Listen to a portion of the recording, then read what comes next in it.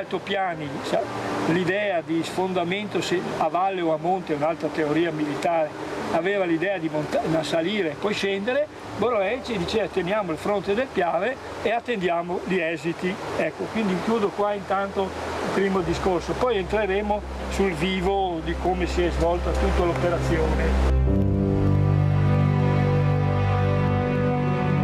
Questa è una tabella che abbiamo inaugurato allo stesso sentiero della pace, ancora precedente, che abbiamo proposto al Presidente della Regione di fare questi sentieri della pace lungo destra, sinistra, Piave, e difatti ci hanno ascoltato e fra poco speriamo, magari qui abbiamo un amministratore di Susegana che potrà dirci se c'è in fase avanzata il discorso di questa pista ciclopedonale. Qui più avanti troveremo un ponte realizzato da questo finanziamento, però si ferma qui.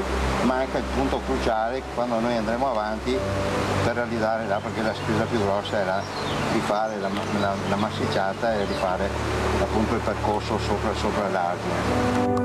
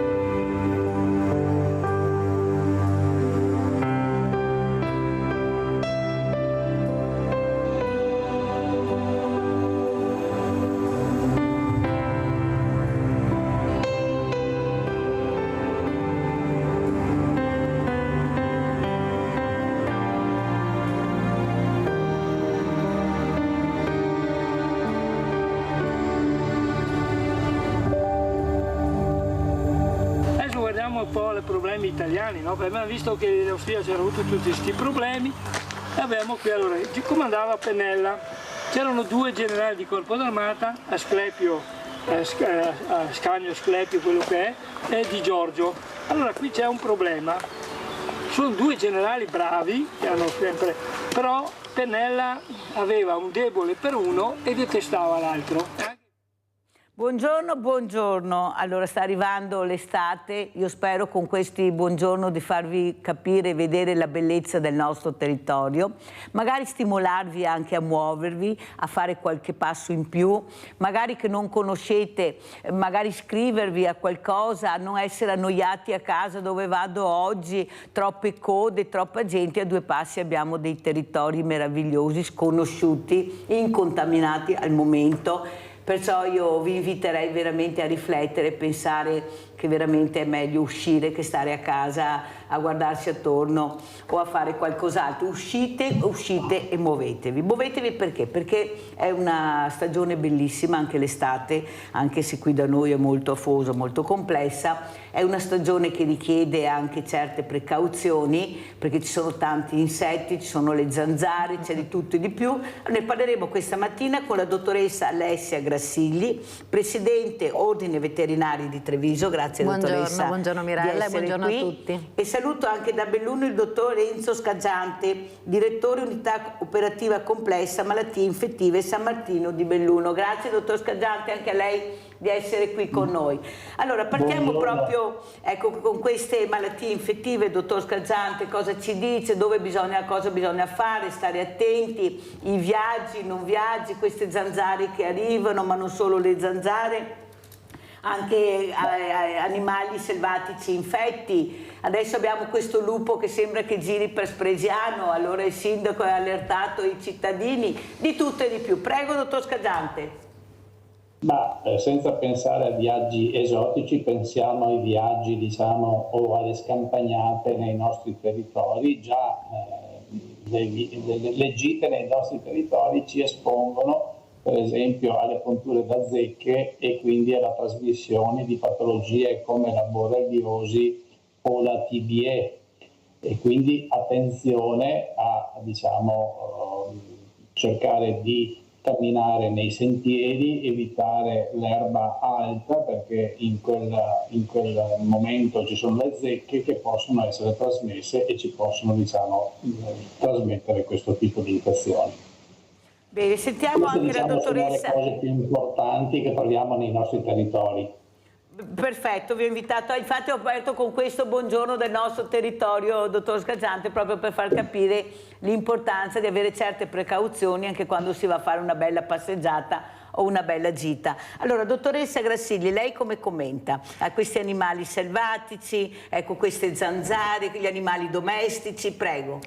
Io mi ricollego in primis per la tutela della salute umana alle parole del dottor Scaggiante e l'attenzione anche negli animali da compagnia per quanto riguarda usare gli antiparassitari per prevenire pulci, zecche e via di seguito, proprio perché evitiamo di portarci in casa questi vettori di possibili patologie sia per il cane e sia per l'uomo. Quindi l'utilizzo degli antiparassitari in questa stagione nei nostri animali da compagnia fa sì che tuteliamo la nostra salute, la nostra famiglia, la nostra comunità. Quindi questo sicuramente, parlando di zecche, penso sia, e di malattie trasmesse da zecche, penso sia il problema principale in questa stagione. Anche perché, lo spieghiamo ancora di più, quando si va a passeggiare anche con questi animali che abbiamo in casa, dobbiamo stare attenti sia a noi che a loro, perciò mettere in sicurezza tutti e due, perché c'è molta superficialità a volte, non si pensa. Mettendo in sicurezza il cane, dando l'antipulce al cane, siamo sicuri che non ci torni a casa dalla passeggiata con qualche zecca addosso che può mollare sul territorio e poi essere pericolosa per noi, cioè diventa un circolo positivo di salute, cioè trattare l'animale si riverbera anche in una maggior salute umana alla fine. Dottor Scaggiante, cos'è che la preoccupa di più in questo momento? Ecco, che appello che vuole fare questa mattina, cosa vuole dire, cosa vuole informare? C'è qualcosa che preoccupa, che dobbiamo sapere, che dobbiamo stare attenti? Perché sa, meglio prevenire che poi curare, perciò facciamo prevenzione questa mattina. Prego, dottor Scaggiante. Sicuramente è meglio prevenire che curare. Allora, per quanto riguarda persone che abitualmente si leccano nelle nostre montagne, che sono peraltro molto belle, nei confronti della encefalite e la TBE, che è, diciamo, la patologia che viene trasmessa dalla zecca, che è una patologia che può essere anche mortale, esiste per fortuna un vaccino molto efficace, un vaccino che per esempio per quanto riguarda le persone che abitano in provincia di Belluno viene utilizzato gratuitamente, ma che per le altre persone venete o anche da fuori del Veneto può essere tranquillamente eseguito nelle proprie USL, e questo previene questa patologia che può essere molto grave e invalidante. Abbiamo Rinaldo da Venezia, vai Rinaldo. Rinaldo? Ciao Mirella e buongiorno ai tuoi ospiti. Mi è una vita che sento. Ciao Mirella e buongiorno ai tuoi ospiti. Sì Mirella, mi senti Mirella? Sì, bisogna che ti abbassi la televisione, te lo dico quasi tutte le mattine. E ora sta attenta Mirella, mi è una vita che sento quando arriva l'estate e mettete così e sta attento all'erba. La storia è sempre quella. Dovremmo averla da capire questa storia, perché no, purtroppo la gente va dappertutto, va di corsa, non prevede niente. Per esempio noi magari qualcosa contro le vespe, contro le robe, di portarsi via, se si è allergici o cosa. Bisogna, quando si va in qualche parte, portarsi via anche le robe che poi servirte subito, no? È importante quello che dice il dottor Terapia. Però la gente purtroppo gli interessa poco, perché siamo tutti in corsa tutti corrono, tutti vogliono insegnarne che modo da fare. Ma siamo diventati tutti deficienti. Io mi 100 anni che sento che bisogna così, bisogna fare, roba sempre qui, non deve mai cambiare. Anche a te Mirella, che io devo fare una volta da una vita, bisogna cambiare abbastanza robe, ma perché? Perché ti sei una persona che robe le fa, ti dà da mangiare ai poveri, a gente, a chi che non ne ha, capito? Ma se tutti fossero come te, il mondo andaria fianco in meglio, non correria chi mi spiegasse tutto, vedi le scatole che mi si mette, che quelle scatole che ti fa male, ma boia è miseria. Abbiamo intelligenza artificiale, andiamo su a una e siamo di stare ancora in altri che abbiamo da imparare come che si bugia un uovo, come che si fa una roba. Dai, siamo ridicoli. Cara Mirella, ti saluto e buona giornata a te e ai tuoi ospiti. Grazie Rinaldo, non solo la Mirella, siamo in tanti che stanno aiutando queste famiglie povere che sono diventate povere nel silenzio totale di chi dovrebbe invece intervenire. Per fortuna c'è il mondo del volontariato che supporta la politica in questo. Ha detto questo, allora visto che abbiamo parlato di lupi andiamo a Spresiano e a Macerata e vediamo questi lupi.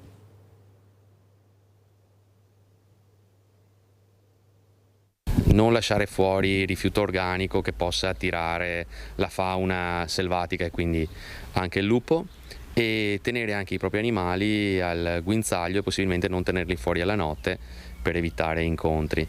E poi soprattutto se ci si dovesse trovare di fronte al lupo si chiede di non interagire con lo stesso né tantomeno di seguirlo. Il lupo è in paese, il sindaco prende provvedimenti. Diramato un avviso ai cittadini con indicazioni dettagliate su come comportarsi in caso di avvistamento e per prevenire la sua visita nei cortili delle case. È un avviso che oggi abbiamo pubblicato un po' dappertutto, abbiamo cercato di pubblicizzare in maniera corposa.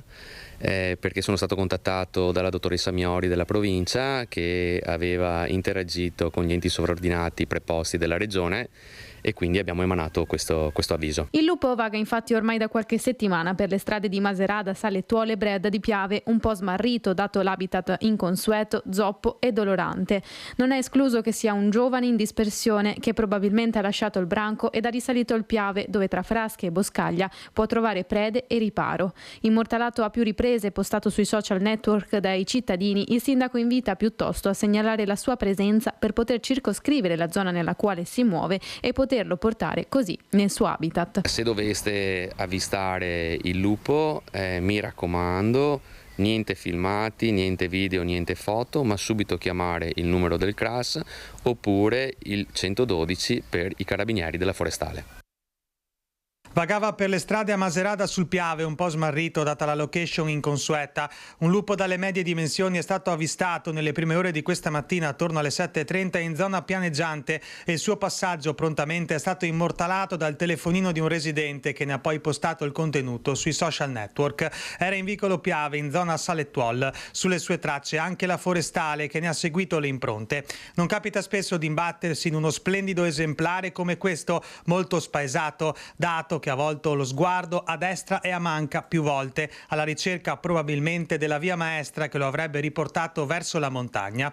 Di recente, all'incirca un mese fa, una coppia di lupi era stata immortalata a Valmareno di Follina, ai piedi della montagna, ai confini con il Bellunese. A beccarli erano state le fototrappole di Roberto Sepulcri.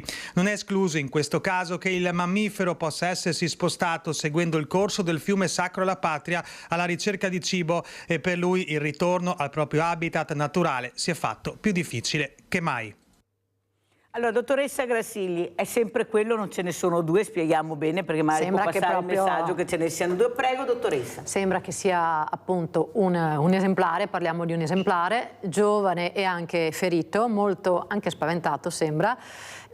Come sempre succede, o anche con i cervi, non andiamo a interagire con gli animali selvatici, lasciateli là.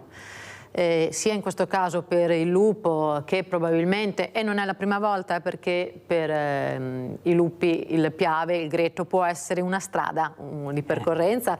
Anni fa parlavo con alcuni poliziotti della polizia provinciale ex forestale che seguivano e mi raccontavano di come avessero seguito tracce di lupi negli anni, per cui sul Piave ci sono, chiaramente da solo sta ricercando la strada, come diceva il servizio, quindi il CRAS è il centro di recupero animali selvatici, ne abbiamo uno in provincia, seguito da un collega, e sicuramente nel momento di bisogno, vedo il lupo, chi chiamo? Il 112 ci viene più immediato da chiamare, chiamiamo il 112, perché bisogna segnalarlo e far sì che torni nel suo habitat naturale, perché qui può solo avere o brutti incontri o essere disperso o via di seguito, quindi è bene che venga riportato nel suo habitat naturale. Come ha detto il sindaco, non fare filmati ma chiamare subito le forze dell'ordine, non perderci su cose assurde e inutili e dopo postare sui social magari, ma si può dare un occhio all'animale mentre si chiama il 112, esatto. Sta andando a destra, a sinistra, dare delle indicazioni in questo senso, però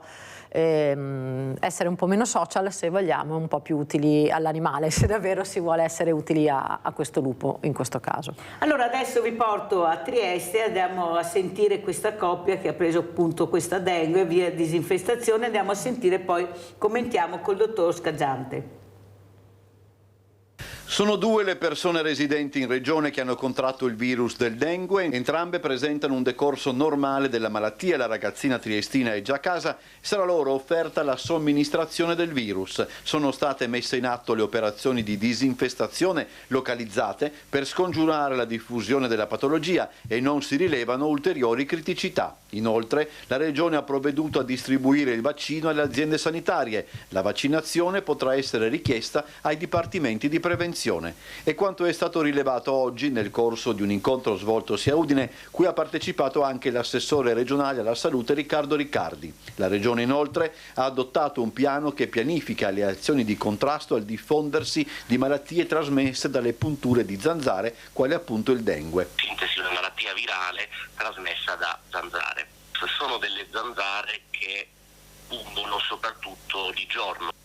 Un piano che declina sul territorio regionale le indicazioni internazionali e nazionali mirate a garantire una sorveglianza integrata, nonché il controllo del vettore del virus per prevenire una malattia che si presenta sintomatica. Nella gran maggior parte dei casi, quindi forse intorno al 75%, la malattia è asintomatica o dà dei sintomi scarsi che il paziente può, diciamo, anche trascurare.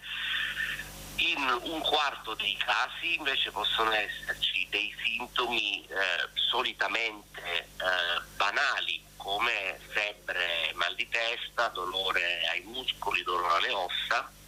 Ci può essere un piccolo esantema, un rash e un po' di astenia, insomma una sindrome simil-influenzale. In realtà poi vi sono sintomi di allarme più specifici. Quando c'è una dolorabilità addominale che perdura, un vomito persistente, quando si vede che magari si iniziano a gonfiare le gambe, soprattutto negli anziani, quindi un segno di accumulo di liquidi, sanguinamenti delle gengive soprattutto, o sangue dal naso, quindi epistassi, o sensazione di estrema sonnolenza. Vive a San Giorgio delle Pertiche la coppia rientrata da un viaggio ai tropici, risultata positiva alla febbre dengue. È il primo caso nel Padovano nel 2024 di questa malattia di origine virale che presenta sintomi parainfluenzali, caratterizzata da febbre alta e importanti dolori alle articolazioni. Tempestiva la diagnosi per i 2 viaggiatori, per cui non è stato necessario il ricovero. Fondamentale il contatto con il medico e l'attivazione del sistema di igiene pubblica per evitare che la malattia di importazione possa diffondersi. La nostra preoccupazione è quella per impedire che ci siano dei casi secondari, quindi della diffusione della malattia nel nostro territorio, è che chi tornasse da un paese tropicale con questa sintomatologia si rechi con fiducia dai medici curanti, in maniera che si possa fare una precisa diagnosi e intervenire anche non solo con le cure ma anche con gli interventi di sanità pubblica, perché per evitare la diffusione della malattia è importante sia creare un'area di rispetto di circa 200 metri intorno all'abitazione, in maniera che le zanzare vengano abbattute in quel perimetro, e anche per dare alcune indicazioni di adattamento locale, tipo le zanzariere, in maniera che le zanzare non possano pungere e quindi la malattia non passi anche ad altri. Nell'area di 200 metri dall'abitazione di residenza della coppia, come previsto da protocollo, è stata effettuata la disinfestazione. Una malattia di origine virale, la febbre dengue, caratterizzata da 4 virus molto simili, DEN 1, DEN 2, DEN 3, DEN 4, trasmessa agli esseri umani dalle punture di zanzare che hanno a loro volta punto una persona infetta. Malattia conosciuta da oltre 2 secoli, la dengue è particolarmente presente durante e dopo la stagione delle piogge nelle zone tropicali e subtropicali di Africa, sud-est asiatico e Cina, India, Medio Oriente, America Latina e Centrale, Australia e di diverse zone del Pacifico. Ricordiamo per queste e per altre malattie trasmesse da zanzare di ricorrere sempre ai repellenti cutanei, cioè quegli spray, quei liquidi che allontanano le zanzare. Una forma di prevenzione fondamentale anche per altre malattie trasmesse da zanzare come il virus West Nile. Allora, siccome abbiamo parlato di prevenzione col dottor Scacciante e anche con la dottoressa Grassigli, tanto dottor Scacciante sentiamo come si pronuncia, perché ognuno che così la pronunciamo nella maniera giusta. Dengue, denghi, deng, come si pronuncia? Ma direi che entrambe le pronunce vanno bene.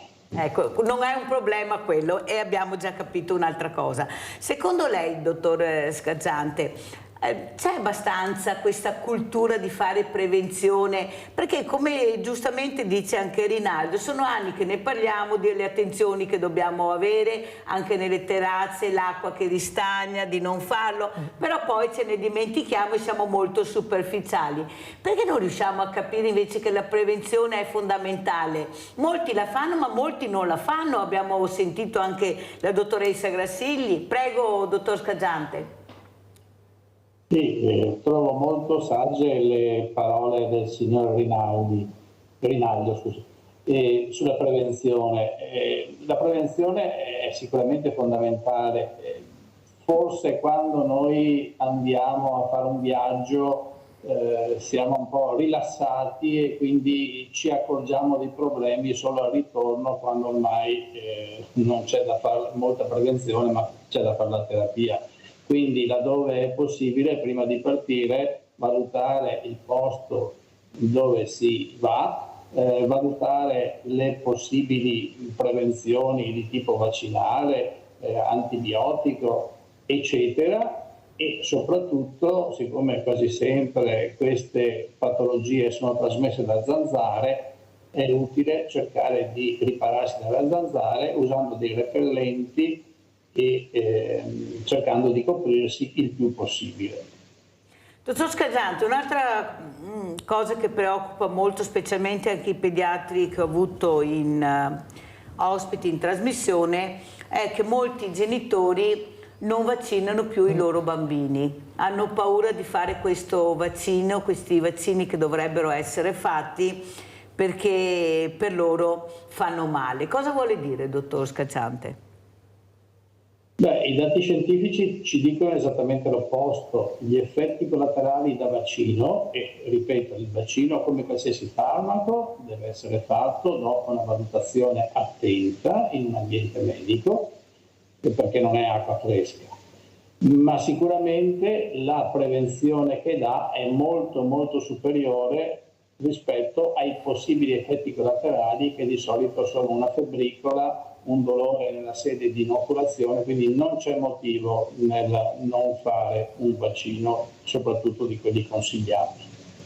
E questo la dice lunga, però come appunto ci ripetiamo su quello che ha detto Rinaldo, le cose si sanno ma non si vogliono capire. È vero che c'è sempre stato, da quando è mondo, chi è contrario al vaccino, però qui stanno veramente correndo ai ripari, perché sembra che stiano tornando le malattie che non c'erano più, ecco, queste che erano state debellate grazie ai vaccini. Cosa dice anche lei, dottoressa Grassini? Perché questa paura di vaccinare? Non tutti, perché ce ne sono tanti che vaccinano, però noi dobbiamo parlare con i genitori che veramente non ne vogliono sapere, proprio come parlassi di un mostro, ecco, per vaccinare i loro bambini. Io sono una di quelle persone che quando ho avuto i figli, ho 2 gemelli adulti, ho detto: quali sono tutti i vaccini, anche quelli consigliati, mi faccia tutta la fila, perché io farò tutte le vaccinazioni. La storia è già un messaggio questo. La storia della medicina, che sia medicina umana o medicina veterinaria, ci insegna, perché il vaccino si chiama vaccino perché appunto il dottor Scaggiante lo sa molto meglio di noi, le prime sperimentazioni vennero fatte sulle vacche, quindi e milioni di vite sono state salvate in questi centinaia d'anni dai vaccini. Anche i cani e i gatti vengono salvati dalle vaccinazioni. Ci sono degli effetti collaterali? Sì, però se dobbiamo aver paura degli effetti collaterali, cominciamo a non usare più la macchina, cioè cosa dobbiamo fare? Sappiamo che vaccinare persone, animali, cavalli e via di seguito protegge noi, gli animali e il nostro ecosistema. Per cui il messaggio è vaccinare gli esseri viventi a tutela degli stessi esseri viventi vaccinati e di tutti quelli che ci stanno intorno, perché la medicina non è medicina umana o veterinaria. Da tanti anni si parla di One Health, cioè c'è un mondo, è un ecosistema e deve stare in equilibrio, per cui la salute dell'ambiente fa sì che ci sia un equilibrio e che si possa stare tutti in salute. Per cui la vaccinazione è una di quei metodi preventivi assolutamente più efficaci e che fa perdere forse un quarto d'ora alle famiglie che portano il bambino a vaccinare o l'animale a vaccinare, mezz'ora al massimo, e poi però risparmiano anni di dolori, malattie, farmaci, e quindi l'appoggio totale in quello che è l'obbligo vaccinale. Ecco, lei, dottor Scaggiante, ecco, cosa consiglia, ecco, a queste persone, a questi genitori, e non sono pochi, credetemi, guardate che non sono pochi, perché dobbiamo fare anche prevenzione con questa trasmissione, far parlare chi veramente sa, le persone competenti. Il problema è che ci sono anche medici, e qua cade il pero, dottor Scaggiante, che non sono d'accordo con i vaccini, e questo è il grande problema. Io mi ricordo quell'anziana che mi ha chiamato dicendo: sono andata dal mio medico di famiglia, mi ha fatto l'antinfluenzale ma non mi ha fatto il vaccino. Allora, se lui mi ha detto che vuol dire che c'è qualcosa che non va, io non lo faccio. Capisce questi diversamente giovani che veramente non sono stati magari accompagnati nella maniera anche corretta a capire invece l'importanza, specialmente per loro, di vaccinarsi, perché dobbiamo anche parlarne di questo, perché sì, c'è l'estate, poi arriva l'autunno e non si sa mai. Prego, dottore. Ma direi che più che essere d'accordo o non d'accordo con le vaccinazioni, bisogna guardare i dati scientifici. Cioè, io non posso essere non d'accordo così perché mi sembra, o ho sentito sui social, o ho sentito non so, l'amico che non era d'accordo. Io devo guardare i dati scientifici. Qua si tratta di, a un certo punto, salvare la pelle nei confronti di patologie che possono essere mortali. Anche lo stesso morbillo, che sembra una cosa tutto sommato abbastanza lieve, causa dei morti. La TBE che viene trasmessa dalle zecche, ogni anno noi abbiamo dei decessi, e non parliamo della meningite o della meningococco, ogni anno c'è qualche ragazzo giovane che muore. Il vaccino impedisce queste morti, quindi io posso anche essere contrario al vaccino, ma se mi impedisce di avere una patologia che mi può portare a morte, non posso che non farlo. Avete capito a casa cosa ha detto? La scienza è scienza, i numeri sono numeri. È logico che poi può succedere che qualcuno abbia dei ritorni non graditi, però parlare che, come ho sentito dalle telefonate, il vaccino mi ha rovinato mio fratello, bisogna vedere le conseguenze, capire bene, non può essere il fai da te, decido io se il vaccino ha funzionato o non ha funzionato, perché io mi domando quando state male perché andate in ospedale a farvi curare, allora andate dal fruttivendolo, fate da voi la ricetta, perché quando penso che arrivavano all'ospedale, come diceva il primario della stanteria di Treviso, con la ricetta su quello che dovevano essere state fatte le cure, capite bene che dobbiamo anche parlarne di questo, perché non può essere che per magari anche motivi politici qualcuno strumentalizza, perché poi arriviamo a questo, che per dei voti qualcuno strumentalizza, certo, per arrivare a qualcuno, e stiamo parlando anche di fragilità. Cosa dice lei, dottoressa Grassigli? Cavalcare l'onda, troveremo sempre qualcuno che cavalcherà queste onde per domo sua, cioè quindi per il proprio interesse, indubbiamente. Però bisogna ragionare da medici umani, medici veterinari, e i dati scientifici, i numeri ci dicono questo: i vaccini servono, i vaccini proteggono, i vaccini tutelano, e quindi usiamoli.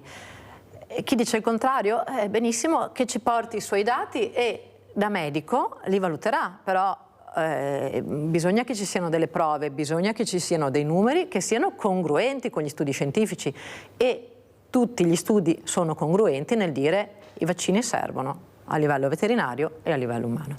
Per cui è chiaro di così. Prego, volevo dottoressa. dire una cosa al dottor Scaggiante, che parlava di morbillo, che effettivamente è una patologia che torna in auge e sembra incredibile, e ogni tanto si legge di qualche bambino morto per morbillo ed è un qualcosa di assurdo, come appunto l'ambiente uomo-animale e le interazioni nascono. Il morbillo arriva in umana qualche migliaia di anni fa dalla peste bovina, perché una volta nelle famiglie non c'era riscaldamento, non c'era niente, abbiamo anche la foto e tutti i quadri che ci fanno vedere Gesù con il bue e l'asinello, e là arriva il morbillo in umana. Quindi l'interazione uomo-ambiente e questo concetto di One Health che dicevo prima, di una salute unica, è davvero importante, e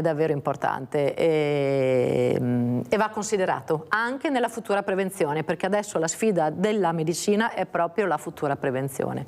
Questa Dengue, il West Nile Disease che stanno arrivando, io mi sono laureata nel 98 e nel corso di malattie infettive, quando si parlava di patologie trasmesse da vettori, il professore ci diceva queste cose arriveranno a breve, e sono arrivate.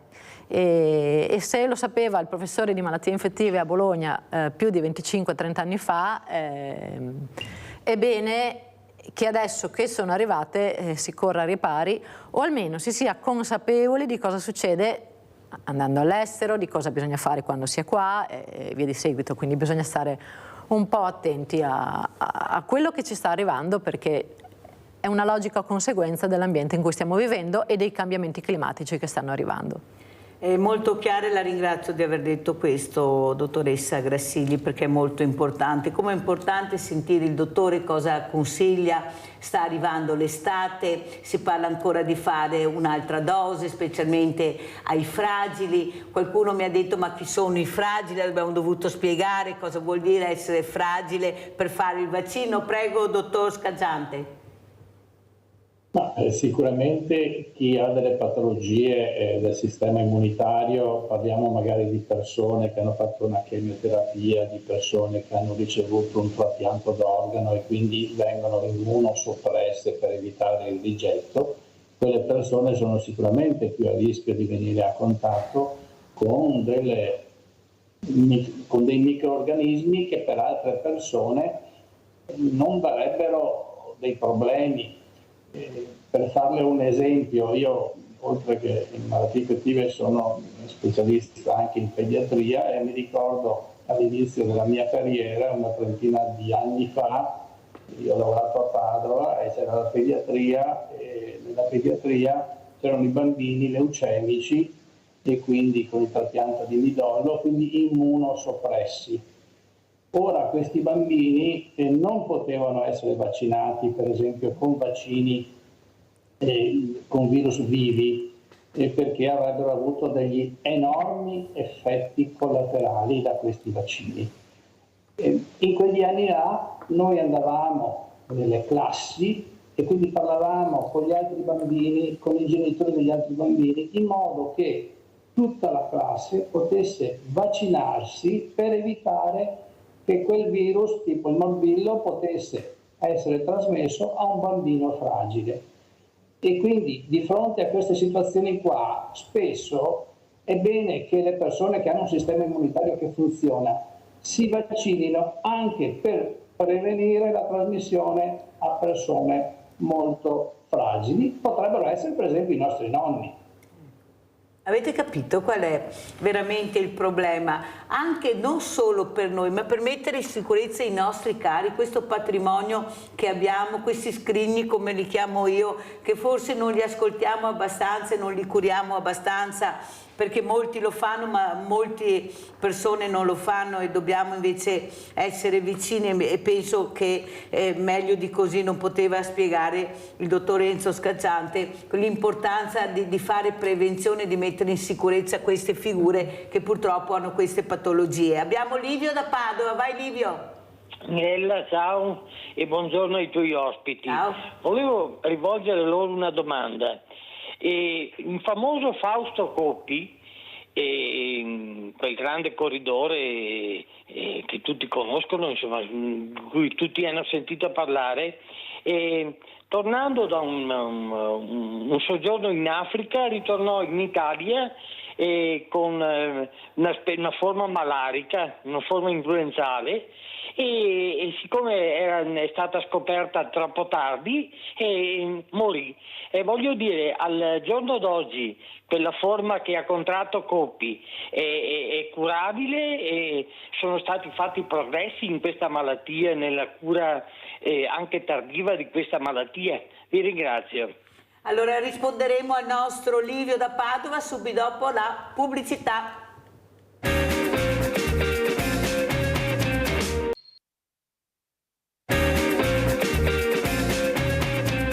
Siamo con la dottoressa Alessia Grassigli, presidente Ordine Veterinari Treviso, e da Belluno abbiamo collegato il dottor Enzo Scacciante, direttore operativa complessa malattie infettive San Martino di Lupari, che risponderà San Martino di Belluno, che risponderà al nostro Livio, il nostro Fausto Coppi. Quando è ritornato, cosa è successo? Prego, dottor Scacciante. Sì, Fausto Coppi, il ciclista, morì di malaria. Ci fu sicuramente una diagnosi tardiva perché non fu correlato la sintomatologia e il viaggio che aveva fatto. Di solito le forme infettive si manifestano tutte, nella gran parte dei casi, con febbre. Ma un conto è se io ho la febbre e ho fatto un viaggio in Sud America e potrei pensare alla dengue. Un conto è se io ho la febbre e ho fatto un viaggio in Centro Africa e posso pensare alla malaria. Ecco, non fu fatta questa correlazione, fu fatta una diagnosi tardiva. Peraltro in quegli anni, la diagnosi di malaria, in quegli anni la malaria era presente o non era più presente da poco in Italia, perché è stata presente in Italia fin a quando sono state fatte le bonifiche. Questa è stata un'azione One Health, come diceva la dottoressa. Abbiamo eliminato il territorio dove le zanzare potevano vivere e quindi è stata eliminata anche la malaria. In quel caso tutta una serie di mancate correlazioni, la diagnosi fu fatta nel momento in cui c'erano già delle complicanze e purtroppo è stata inevitabile la morte. Per la malaria esiste una prevenzione fatta con dei farmaci che si utilizzano prima di partire e si utilizzano per tutto il periodo in cui si sta in una zona malarica e poi si continuano anche una volta ritornati in Italia. Ci sono dei vaccini ma sono ancora in fase sperimentale di cui potremmo beneficiare forse fra qualche anno, ma soprattutto la diagnostica è molto semplice e anche le terapie che abbiamo adesso a disposizione, diciamo, curano nella stragrande maggioranza dei casi, purché la diagnosi venga fatta in tempi brevi. Abbiamo Marianna da Vicenza. Ciao Marianna. Buongiorno a voi. Un'informazione. Sono una vecchia assistente sanitaria, per cui non ho problemi contro i vaccini. È successo però a me, dopo la prima, ho 82 anni, è successo a me dopo la prima vaccinazione, la prima, un macello, 20 giorni, una pseudomalattia. A me interessa una cosa sola però, vorrei capire dai sanitari vostri se è possibile che il virus si sia accasato a casa mia, nel mio corpo, perché regolarmente, ciclicamente spesso, ho dei problemi di tosse fastidiosissima, catarro, soprattutto quello, catarro e fastidio, le parti alte. Io non l'ho mai avuto dopo 60 anni di fumo, cantavo anche in chiesa, si figuri, ma da allora, dopo quel vaccino lì, io sono andata in tilt. Mi scuso tanto e grazie. Un abbraccio grande Marianna. Ecco, sentiamo come risponde il dottor Scaggiante a Marianna, che dice: dopo la prima dose mi è successo di tutto e di più. Sembra poco probabile che possa essere dovuta a un virus trasmesso. Cioè, i vaccini adesso vengono fatti nella stragrande maggioranza con ingegneria genetica, quindi non esiste la trasmissione del virus, esiste la inoculazione di piccole parti, di solito di parete, che stimolano il sistema immunitario. Quindi non vedo una correlazione. È chiaro che poi ogni caso va valutato, e se ci sono degli effetti collaterali del vaccino, quella persona deve sapere di fare attenzione sulle vaccinazioni successive. Ma di solito, se c'è qualche effetto collaterale del vaccino, lo si vede fin dall'infanzia fino alle prime somministrazioni di vaccino. Quindi è raro trovare in un adulto degli effetti collaterali che non siano stati rilevati precedentemente. Grazie dottor Scaggiante. Adesso invece ci spostiamo a Padova, perché quello che è successo di questa diversamente giovane, sbranata dai suoi 5 cani, ha fatto molto discutere, e veramente dobbiamo anche capire fin dove si può arrivare. Non si può fare il fai da te dappertutto, ecco, perché qualcuno lo permette. I controlli ci sono, come diceva la dottoressa Grassilli intanto che parlavamo io e lei, però bisogna capire anche come comportarci. Queste sono delle creature che vanno trattate come tali, cioè non si può pensare di avere a qualche volta anche dei peluche, ecco, perché è veramente una cosa incredibile. Loro si difendono, poveretti, se succede qualcosa. Cioè, andiamo a vedere questo servizio. Aggredita in casa dai suoi 5 cani di grossa taglia, un 83enne padovana ha subito lesioni gravissime dopo essere stata assalita dai suoi 5 mastini e ha perso entrambe le braccia. L'anziana è stata soccorsa dopo l'intervento dei carabinieri di Padova nella sua abitazione di Mortise, quartiere della periferia di Padova. I militari, quando sono entrati nell'appartamento, hanno trovato l'anziana a terra priva di sensi. Hanno dovuto allontanare i cani e hanno chiamato subito i soccorsi. Trasportata d'urgenza in ospedale, a causa delle gravi lesioni dovute ai numerosi morsi, l'83enne ha subito l'amputazione dell'intero arto superiore destro e dell'avambraccio sinistro. L'anziana è stata ricoverata in prognosi riservata, non è in pericolo di vita. Ancora da capire cosa abbia scatenato l'aggressione dei 5 cani che da tempo vivono nell'appartamento dell'83enne. Allora, dottoressa Grassilli, 5 cani mastini di grossa taglia in un appartamento, no, perché veramente di tutto e di più. Prego, dottoressa.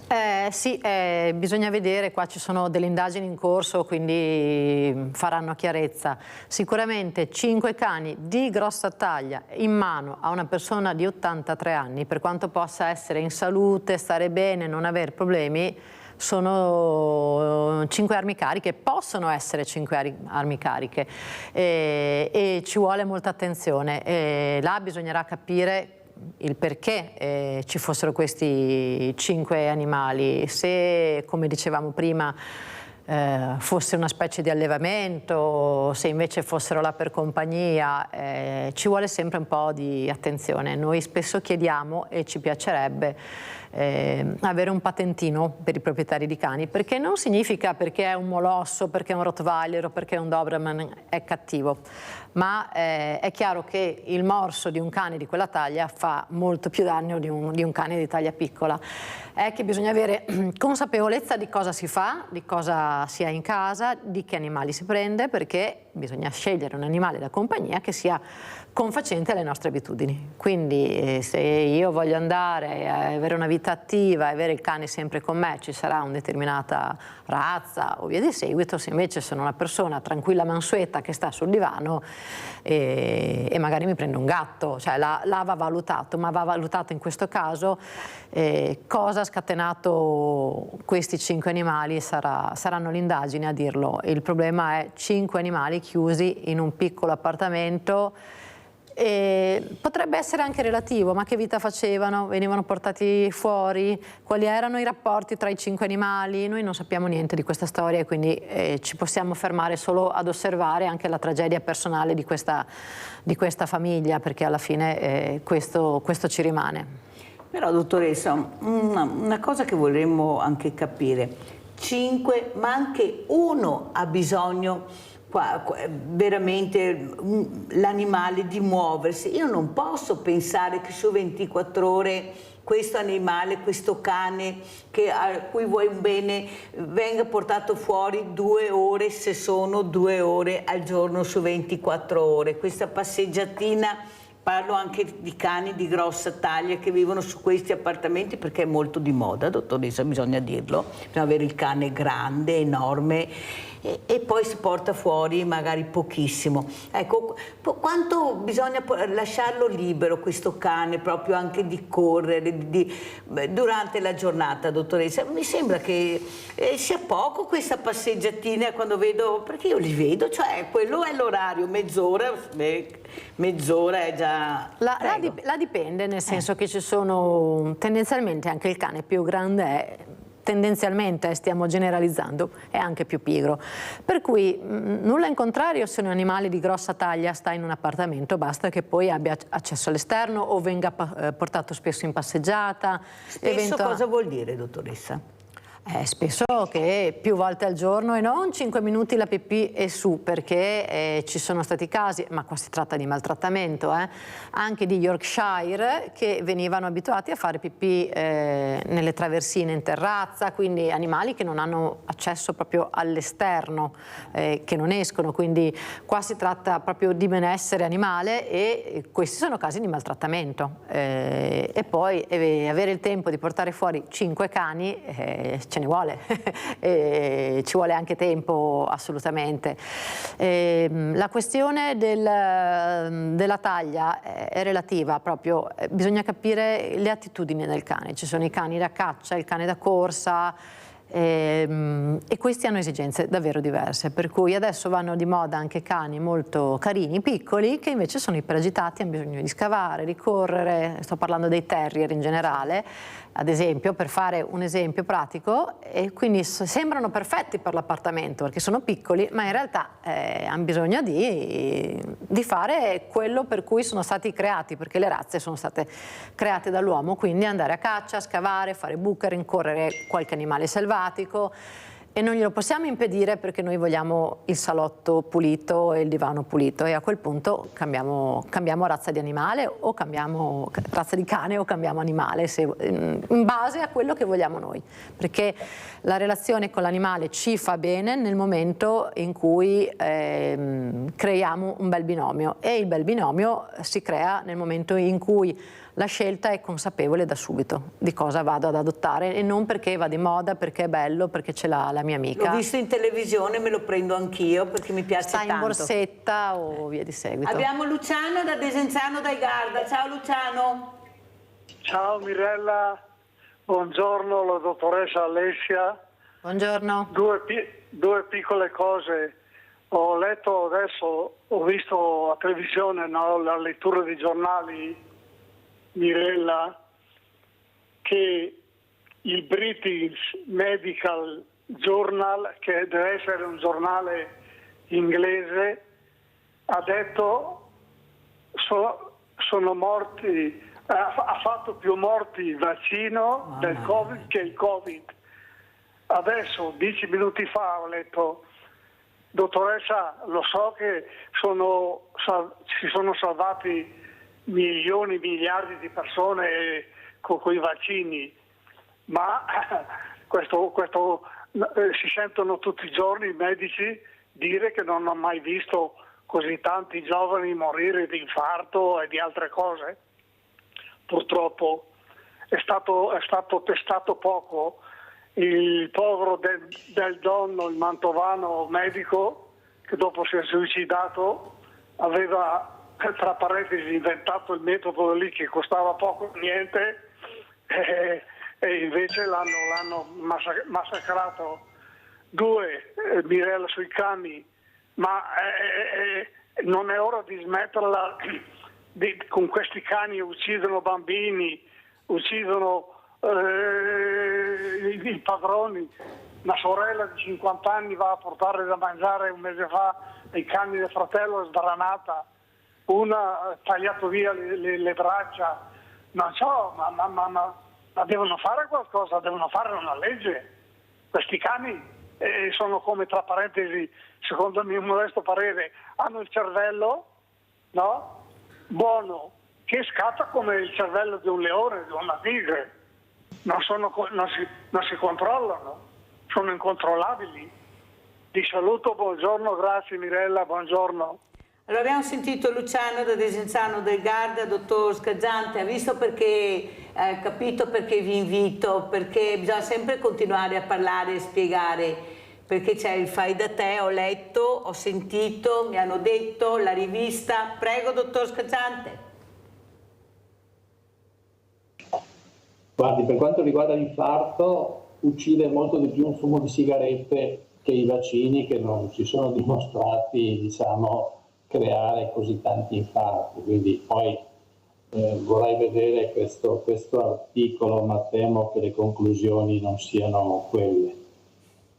Molto chiaro, più chiaro di così. Senta, dottor Scaggiante, ormai abbiamo terminato questa oretta assieme, abbiamo spiegato delle cose importanti, spero che abbiano ascoltato e non sentito che è diverso, perché bisogna ascoltare attentamente. Sono addetti ai lavori che hanno studiato e perciò sono persone competenti. Come ci saluta e che appello vuole fare, dottor Scaggiante?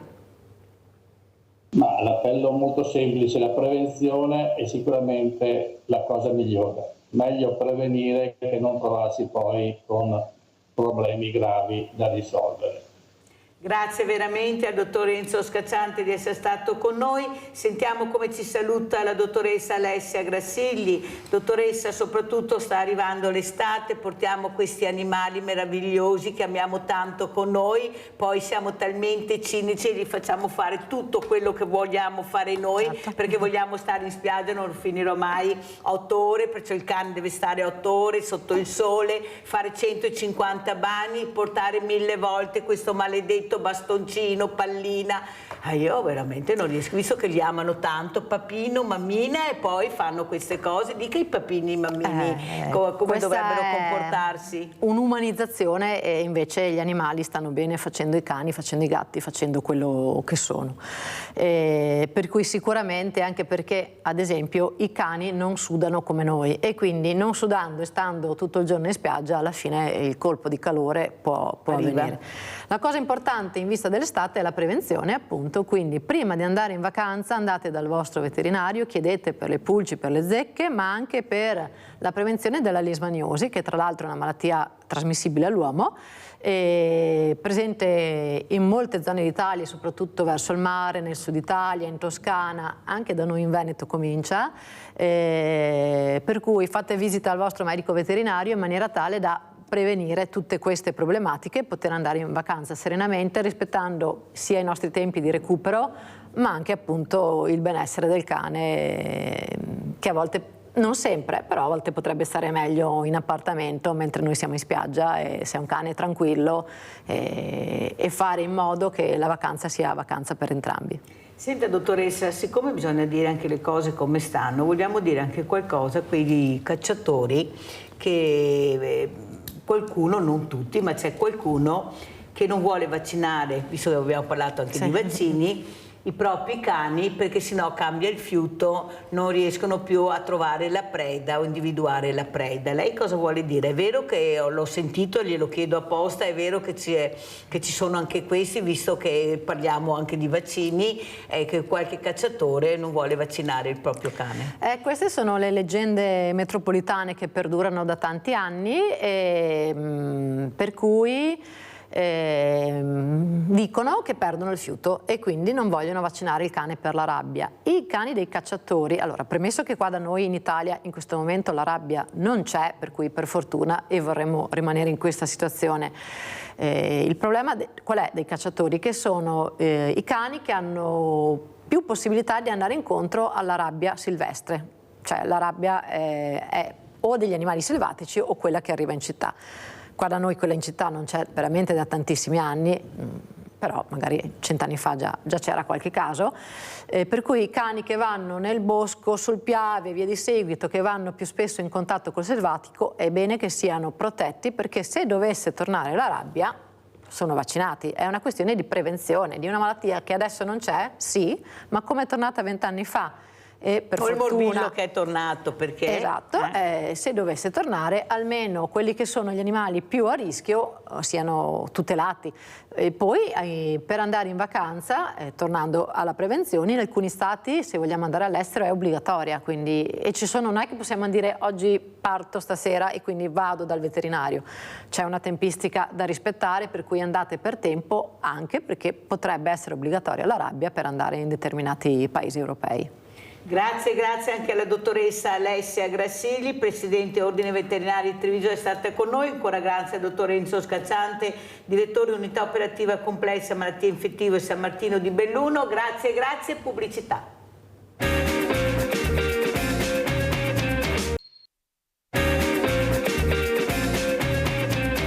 Io di professione faccio uno sport che è l'automobilismo, ma non vuol dire perché faccio l'automobilismo e devo andare forte, sono quello che insegna ad andare piano, cioè vuol dire rispettare quello che sono la macchina, i limiti. È una cosa che ho notato molto, che praticamente i ragazzi che fanno la patente adesso hanno una infinità di problemi, cioè non sanno guidare, e mettiamo in macchina sti ragazzini che non sanno cosa fare. Cioè io faccio un corso, parlava il signor Sindaco, a Belluno, facciamo con la provincia di Belluno, con le scuole praticamente che arrivano fino a 18-19 anni, ecco, facciamo dei corsi di guida, ma non corsi nel senso di guidare così. Spieghiamo assieme alle forze dell'ordine, che sono polizia, carabinieri, vigili urbani, vigili del fuoco, ULS e noi, che gli spieghiamo un po' tutto.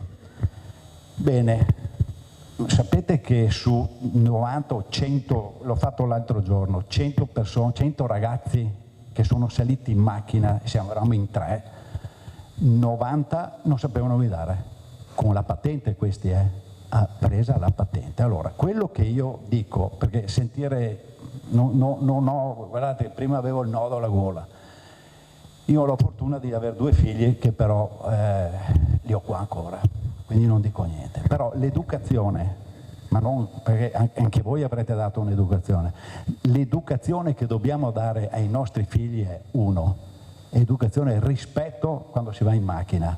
Adesso nessuno rispetta, perché c'è precedenza, semafori, vanno dentro a tutta. Macchine che sono pericolose, ma non perché sono pericolose loro, perché chi le guida è pericoloso. Abbiamo visto l'alcol, abbiamo visto la droga. Ragazzi, telefonini, cinture di sicurezza, distanze di sicurezza tra la macchina che davanti. Andate in autostrada. In autostrada si viaggia a 130 all'ora e quello che ti sta dietro è a 2 metri. Mi volete dire, se c'è un piccolo piccolo movimento ed è disattento, tamponamento, viene fuori il disastro. I ragazzi di adesso, in scuole guida, non ce l'ho contro le scuole guida assolutamente, ma insegnano, metti a posto lo specchietto, metti le cinture, fa questo e quello, ma sulle grandi strade di circolazione, cioè superstrade, autostrade, non li mettiamo. E questi ragazzini di 18 anni li mettiamo andare in autostrada, è una roulette russa, giusto? Perché non hanno i riflessi, non sanno come comportarsi. Quindi quello che io insegno, sì, noi siamo bravi a guidare forte, ma insegniamo anche a rispettare e guidare bene. Allora è con noi Gigi Pirollo, copilota rally, Automobile Club Italia Lazzi, con il quale lui fa questi corsi di guida. Sì. Noi abbiamo visto questa strada amica, l'Ippodromo Sant'Artemio, sì, dove Gigi come sempre è uno schietto, uno che dice veramente quello che vede, quello che si potrebbe fare, quello che non si deve fare. Però veramente qualcuno non ascolta. Noi vediamo, dicono che gli incidenti sono diminuiti, io non so che numeri stiano dando, però quello che vedo e quello che sento tutti i giorni è un bollettino di guerra veramente da stare con le antenne molto alte quando usciamo di casa e ci mettiamo alla guida delle macchine. Saluto anche Domenico Telesca, è collegato con noi perché parleremo anche di colletta alimentare, di banchi alimentari. Ciao Domenico, grazie di essere qui anche a te perché parleremo di tante cose anche questa mattina. Allora Gigi, io inizierei proprio da Gigi Pirollo. Cosa vuoi dire? Ma è possibile che non si rendano conto che quando al mattino ci si alza, si esce da casa, si prende la macchina, bisogna avere tutti gli accorgimenti per rispettare anche l'altra persona che non ha niente a che vedere se tu hai fretta, se ti sei dimenticato che devi andare a lavorare, perciò ti svegli all'ultimo momento, corri come un pazzo e poi chi ci rimette sempre quel povero disgraziato che rispetta i limiti di velocità, che va via piano. Cosa vuoi dire Gigi Pirollo? Intanto saluto tutti e l'argomento che ogni volta che vengo e continuerò a farlo secondo me. I problemi sono enormi e a volte possono anche essere irrisolvibili perché mi accorgo che neanche nell'intervista che avevamo fatto, nel commento che avevo fatto la volta precedente, il rispetto non esiste, il rispetto reciproco, cioè ci sono i padroni della strada, cioè questi salgono la mattina, telefono, musica, manetta, distanze e sicurezza, come continuo a dire, non le rispettano, poi vengono i tamponamenti, la velocità dei 50 all'ora, se hai 55 non ti cambia la vita, ma se cominci ad andare a velocità nettamente più alte, specialmente nei centri abitati dove c'è tanto movimento di macchine, specie la mattina alle 7:30, 8, ci sono i disastri. Cosa vuoi che vada a dire?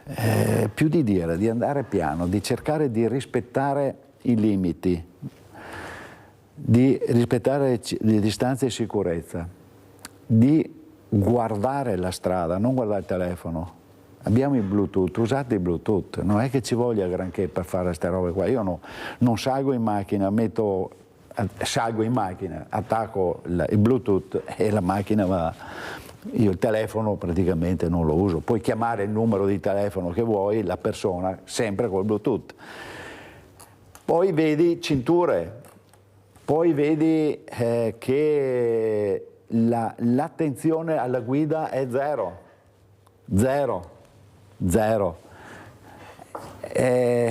Poi cosa vuoi dire? Adesso andiamo verso il periodo, si spera che sia più caldo e meno acqua, ma abbiamo i ciclisti, bisogna rispettare, loro devono rispettare noi, ma anche noi dobbiamo rispettare loro. Ti passano a 20 centimetri su uno e dopo li tirano sotto. Io non sto dicendo né contro uno né contro l'altro. Anche i pedoni però. Ma è stessa roba. Ci sono le strisce pedonali e io ho il rispetto per il pedone, perché quando attraverso io la strada sulle strisce pedonali guardo a destra e a sinistra, visto quello che sta succedendo, perché se conducente è al telefono e tu passi e ti c'entra. Quindi è tutta una serie di cose che messe insieme fanno i disastri adesso. Visto i numeri che abbiamo? Visto i numeri. Attenzione, i numeri, tu dicevi sì, abbiamo meno, dicono meno incidenti. Attenzione, abbiamo anche tanta più gente che gira in macchina. Quindi se tu vai, loro vanno con i rapporti X macchine, X incidenti. Adesso abbiamo molte più macchine che girano e il rapporto forse si abbassa. Ma il problema è i morti. I morti vanno a tutta. Il sabato sera sembrava una roulette russa, Abbiamo Anna dalla provincia di Treviso, vai Anna. Anna? Pronto? Niente, non sento Anna. Niente, vediamo se riusciamo a riprendere Anna. Però Gigi, quello che veramente fa specie è che poi alla fine se la prendono con gli autovelox. Cioè, io ho avuto il già procuratore capo a Treviso, dottor Fogliadelli, che dice non è che dobbiamo fare chissà cosa nelle strade, dobbiamo andare più piano, è l'alta velocità che crea il problema, perché se tu vai piano, per carità, puoi farti anche male, ma non ti fai tanto male come se corri tantissimo, e tantissimo vuol dire minimo, perché per qualcuno andare piano vuol dire andare a 90-100 all'ora, ormai basta vedere, prego. Allora, le macchine di adesso, con tutti l'elettronica che abbiamo, andare a 40, 30, 40 all'ora sembra di essere fermi. I 50 devono essere rispettati, gli autovelox in certi punti servono. Bisogna che è la mentalità nostra che non c'è più, perché se andiamo a correre all'estero, stranamente andiamo a rispettare i limiti, è solo in Italia che non li rispettiamo. Perché se vai in Germania hai dei pezzi di autostrada che puoi andare a 200 all'ora, ma dove c'è 50 o 70 o 90 all'ora, devi andare a 90? In autostrada. Devi andare, perché devi andare là? Perché lì sono molto più severi. La severità, io sto dicendo che non è che non ci sia severità qui, perché ad esempio sono giusti gli autovelox, ma messi nei posti giusti però. Non devi mettermi un autovelox dove non serve, che siamo già nei 50 all'ora. Non puoi mettermi 10 autovelox. Ci sono delle strade che hanno adottato il sistema degli autovelox e in effetti abbiamo meno incidenti lì, perché ormai tutti si sono messi in testa 70 all'ora e 70 e tutti andiamo a 70. Ma non darmi la multa per 1 chilometro all'ora in più, perché allora dopo si incavolano tutti, perché prendere una multa per i 5-10 km all'ora, ok, ma non per 1 chilometro. Ma io ho parlato con un comandante di vigili e ha detto che non è vero, che è già inserita la tolleranza. Non esiste. Che possono aver ragione su certi, magari su dove li fanno loro, ma vai in certe strade, non dico dove, ma nel Rovigotto abbiamo dei autovelox dove vai 1 chilometro di più e hai la multa. Ma 1 chilometro, se io ho il contachilometri che non è tarato perfetto, il chilometro all'ora, ma non esiste. Io sono per la sicurezza e per il essere precisi in tutto, ma non puoi darmi la multa per 1 chilometro all'ora in più, perché allora sì, dopo dicono fanno cassa i comuni. Sì. Non devi fare cassa, devi far rispettare i limiti,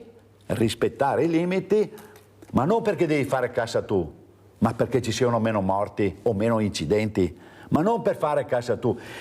Ieri l'ho visto, non sono tornato indietro, non dico dove, c'erano i vigili urbani che giustamente fanno i controlli, ma lo sapete che bisogna mettere il cartello stiamo facendo il rilevamento?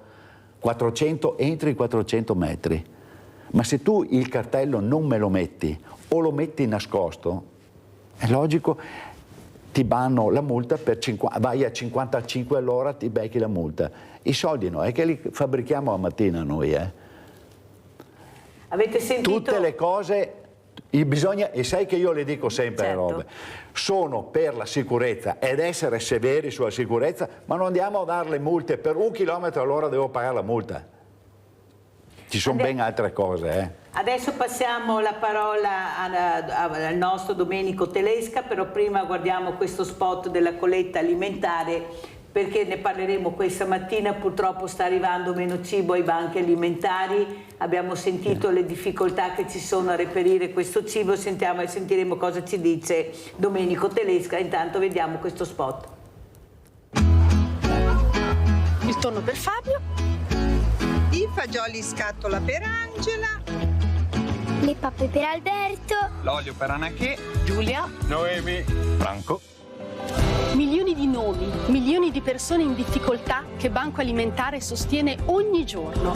Il 18 novembre puoi aiutarle anche tu partecipando alla colletta alimentare. Facciamo un gesto concreto, insieme. Allora, grazie Domenico di essere qui. Ecco, facciamo questo gesto concreto insieme. Abbiamo bisogno veramente che tutti quanti riescano a capire l'importanza del donare anche il cibo, perché ne abbiamo veramente bisogno. Cosa sta succedendo, Domenico? Perché veramente sta arrivando pochissima roba. Cosa succede? Ma sicuramente la difficoltà è dettata da una serie di fattori, un ritardo probabilmente nel reperimento di quelli che sono anche gli altri canali che sono diversi da quelli della colletta alimentare. Io come volontario della colletta vi racconto quello che succede durante quella giornata che avviene una volta all'anno, ed è una modalità per in qualche maniera descrivere e raccontare cos'è il banco alimentare. Il banco alimentare reperisce il cibo da quelle che sono le varie modalità con cui possiamo in qualche maniera recuperare le eccedenze agroalimentari. Io ho avuto anche altre associazioni che hanno raccontato di questo, e probabilmente, come ogni volta accade, ci sono dei momenti di difficoltà dettati anche dal fatto che le associazioni sono anche tante. Per cui ecco, quello che posso dire è che chiaramente il banco fa un'attività che è legata a quello che in qualche maniera riesce a reperire. Perciò bisogna anche in qualche modo dire, non sarebbe male che anche il banco alimentare avesse un po' più di volontari per poter essere, diciamo, sul pezzo. E questo quindi è un po' un appello che faccio io. Ci sono le varie sedi del banco disponibili ad accogliere volontari, quindi credo che questo sia un primo passo per poter in qualche modo aiutare il banco e quindi di conseguenza le associazioni che aiutano le persone in difficoltà. Senti Domenico, purtroppo la povertà stanno aumentando anche i banchi solidali, nel silenzio di chi dovrebbe intervenire, che è la politica, questo mondo del volontariato che si rimbocca le maniche e cerca di mettere le pezze dove i politici non la mettono, ed è aiutare le famiglie.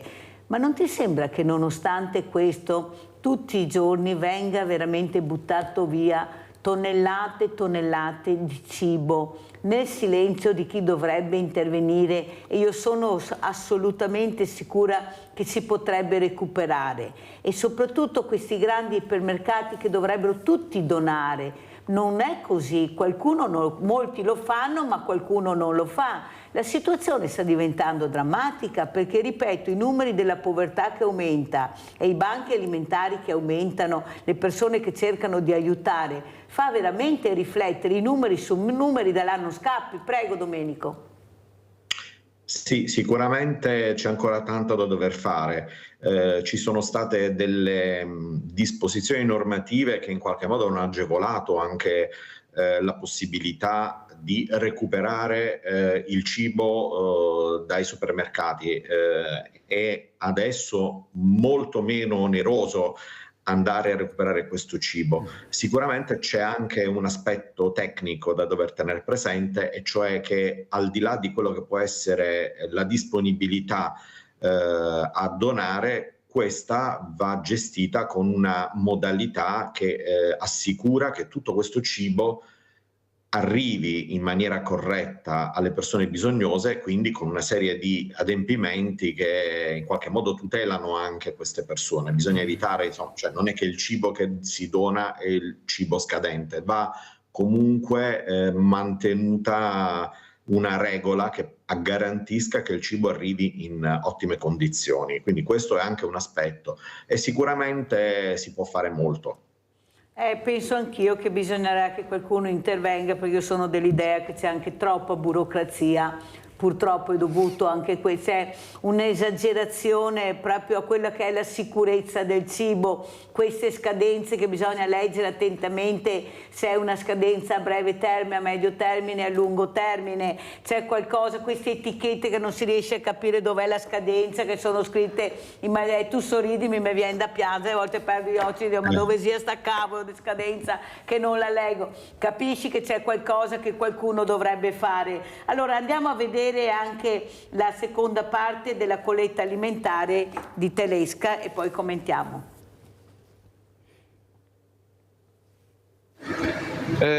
Come ti chiami? Chi sei? Allora, sono Domenico Telesca e sono il referente per la giornata della colletta alimentare qui nella provincia di Treviso. Sono le ore 18, possiamo fare un bilancio della giornata della colletta alimentare? Beh, io da quello che ho potuto vedere c'è stata una bella risposta. In alcuni supermercati mi hanno chiesto anche altre scatole, per cui probabilmente questo è un buon segno. E devo dire che ancora di più è interessante, tenendo presente che siamo in un periodo abbastanza particolare, per cui tra l'inflazione e la crisi economica che c'è stata, devo dire che la risposta è comunque molto molto positiva. Allora Domenico, la mia domanda è questa: cosa prevedete quest'anno? Perché veramente soldi sempre meno nelle tasche, aumenti di stipendio e di pensioni al momento non è che se ne vedano tantissimi, adesso ci sono le elezioni, tutto fermo, tutto bloccato, non si muove paglia. Come vedi la situazione, Domenico? Ma io parto da quello che è accaduto l'anno scorso. Dopo la colletta, insieme agli altri referenti delle altre province, ricordo sempre che noi facciamo riferimento come sede del banco al Friuli, perché il Veneto ha 2 sedi di riferimento, e andando appunto a questo incontro in cui abbiamo in qualche modo fatto il bilancio della colletta, ci siamo accorti che c'è stato un aumento percentuale del 4% rispetto all'anno precedente. Devo dire che, l'ho detto anche la volta scorsa che ci siamo visti, non è solo questo l'aspetto importante, c'è un altro aspetto, è quello della tipologia di prodotto che viene in qualche modo conferito nella giornata della colletta. Cioè c'è stato sempre di più, e quest'anno è stata una proposta, una sfida che abbiamo fatto anche a chi incontravamo. Abbiamo cercato prodotti particolari, che erano anche prodotti un po' più costosi o comunque di maggior valore, per cui il peso in rapporto è una valutazione un po' relativa, non proprio la più corretta. Quello che davvero ci ha stupito è la risposta, perché le persone anche più in difficoltà sono poi quelle che più rispondono, più capiscono, perché vivono sulla loro pelle la difficoltà e capiscono che un aiuto a chi è ancora di più in difficoltà è fondamentale. Quindi io mi auguro che anche quest'anno ci sarà questo tipo di risposta. Il primo video parlava del 18 di novembre perché era il video dell'anno scorso. Quest'anno la colletta sarà il 16 di novembre. E ci auguriamo, abbiamo già iniziato anche un lavoro di visione generale per capire quali possono essere i supermercati. Speriamo di poter anche aumentare il numero dei supermercati con alcuni volontari in più che ci possano dare una mano. Questo è anche un altro appello che faccio a tutti. Vedi che sono partite in anticipo, così scaldiamo bene i motori, così facciamo prevenzione e cerchiamo di capire l'importanza della donazione, certo, perché noi abbiamo bisogno di essere stimolati molto, anche perché tutti cercano aiuti, e io mi permetto anche dalle parti del cittadino poveretto che non sa neanche più cosa fare, perché bisogna dire anche questo, e tutti chiedono il 5 per 1000 e gli aiuti alimentari fuori dai supermercati, però capite che la colletta alimentare è fondamentale. Ecco, cercate veramente di aiutarci, perché ne abbiamo veramente tanto bisogno. Segnate il 16 novembre e soprattutto andate sul sito del Banco Alimentare e vedete quello che facciamo e anche proponetevi come volontari, o per gruppo o per singole persone. Hai fatto bene a dirlo, Domenico. Adesso andiamo a vedere invece la seconda parte di Gigi Pirollo, Strada Amica, che abbiamo fatto all'ippodromo di Sant'Artemio, questo evento molto importante e molto frequentato. Noi facciamo dei corsi che, vi dico la sincera verità, tipo questo che facciamo a Belluno, provincia di Belluno. Mettiamo facciamo un'accelerata e mettiamo un birillo alla fine, gli diciamo bene, perché dobbiamo simulare un ostacolo. Bene, avevo detto su 98, 99, 90, ecco, 90 che schiacciano non il freno e poi la frizione, schiacciano la frizione, quindi siamo, cioè andiamo, non rallentiamo. Mettiamo delle curve contro curve. E mi dicono, girano il volante, praticamente non fanno scuola il volante. Significa che questi qua, quando vanno alla scuola guida, non imparano nulla. Cioè, gli chiedo, scusate, ma che la frizione, ma è possibile che schiacciate la frizione prima e dopo il freno? Io a scuola guida mi hanno insegnato così. Madonna. Simuliamo un tornante, arrivano, giù la frizione. E perché? Perché siamo nel tornante. Ma che cosa vuol dire perché siamo nel tornante?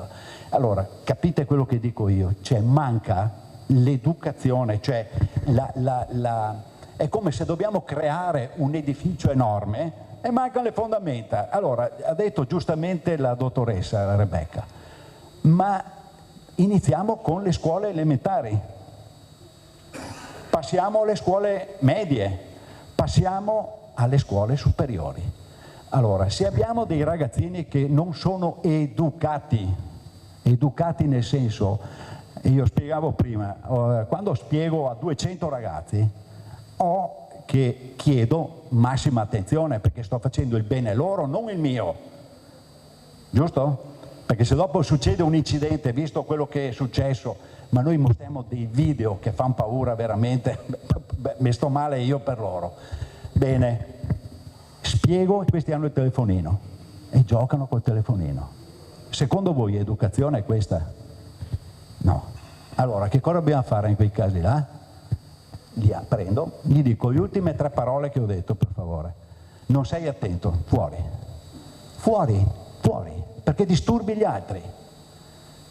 Mi hanno detto che non è corretto dire queste cose, invece per me è educazione, è la formazione. Noi della nostra età, perché io sono vecchio, ma ci facevano un mazzo così i nostri genitori.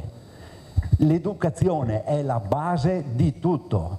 È difficile dire, perché dopo sono successi incidenti, che non era colpa vostra perché la signora trova l'ubriaco che gli viene dentro.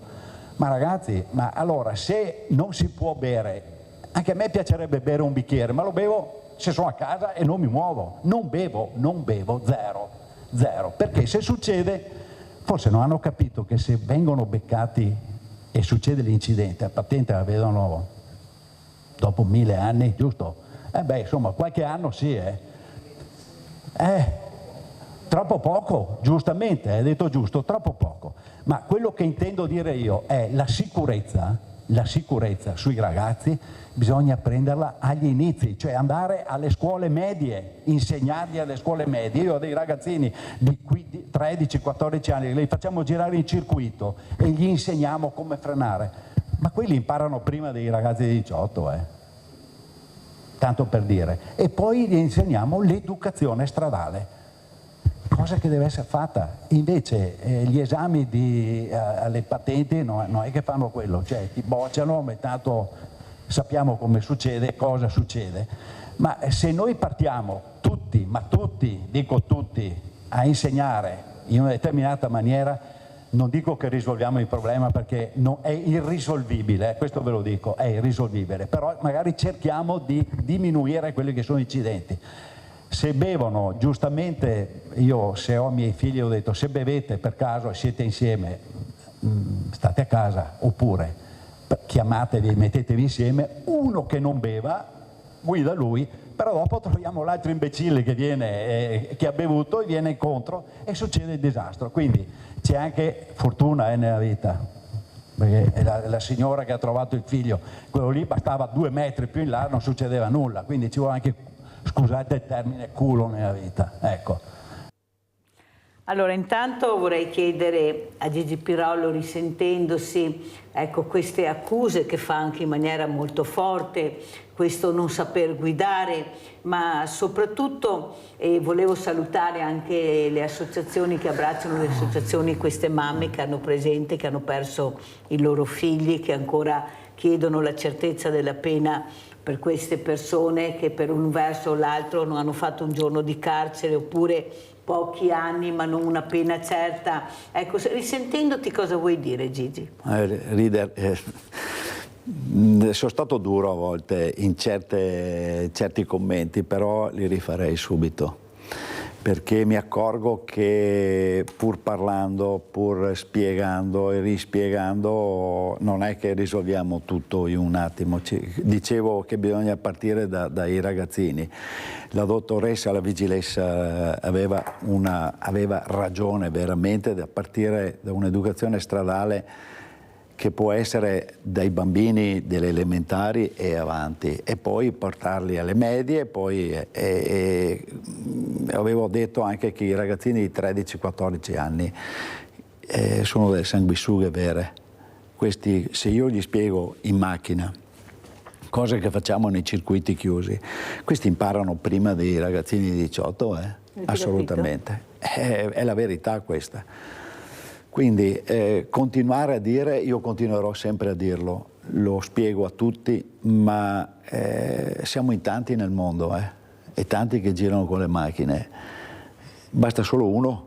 Sì, non è che ne devi trovare 100, basta uno ne trovi uno nella tua vita. Ecco. Senti Gigi, un'altra cosa che volevo chiederti questa mattina, e che molti anche mi fanno questa domanda, ma non è possibile eliminare il motore dalle domande e fare più ore di scuola guida? Perché se si ferma la macchina, con le macchine che ci sono adesso, non è che scendi e vai a vedere come fare per avviare il motore. No, che ci sia un minimo di domande sul motore ci può stare, ma io andrei molto di più su quello che è la guida. E farei guide, ma gli farei fare, ad esempio, appunto col talent, noi vediamo, Rally Italia Talent, vediamo, ci arrivano i ragazzini di 18, 19, 20 anni e noi gli facciamo fare il controsterzo, non sanno neanche cosa sia il controsterzo. E l'esempio di entrare veloci in una curva, e cosa fai se sbagli? Perché si può sbagliare nella vita qualche volta. Non sanno, bloccano fuori, ma è lì che bisogna intervenire, quando c'è l'ostacolo, perché se tutto funziona, che nessun problema, bene o male non è che, ma se cominci ad andare forte, c'è l'ostacolo che esce, come ti fermi? Esatto. Una cosa che volevo dire, che non avevo prima riguardo gli autovelox, anche qui sono pesantino, è quello che vado a dire.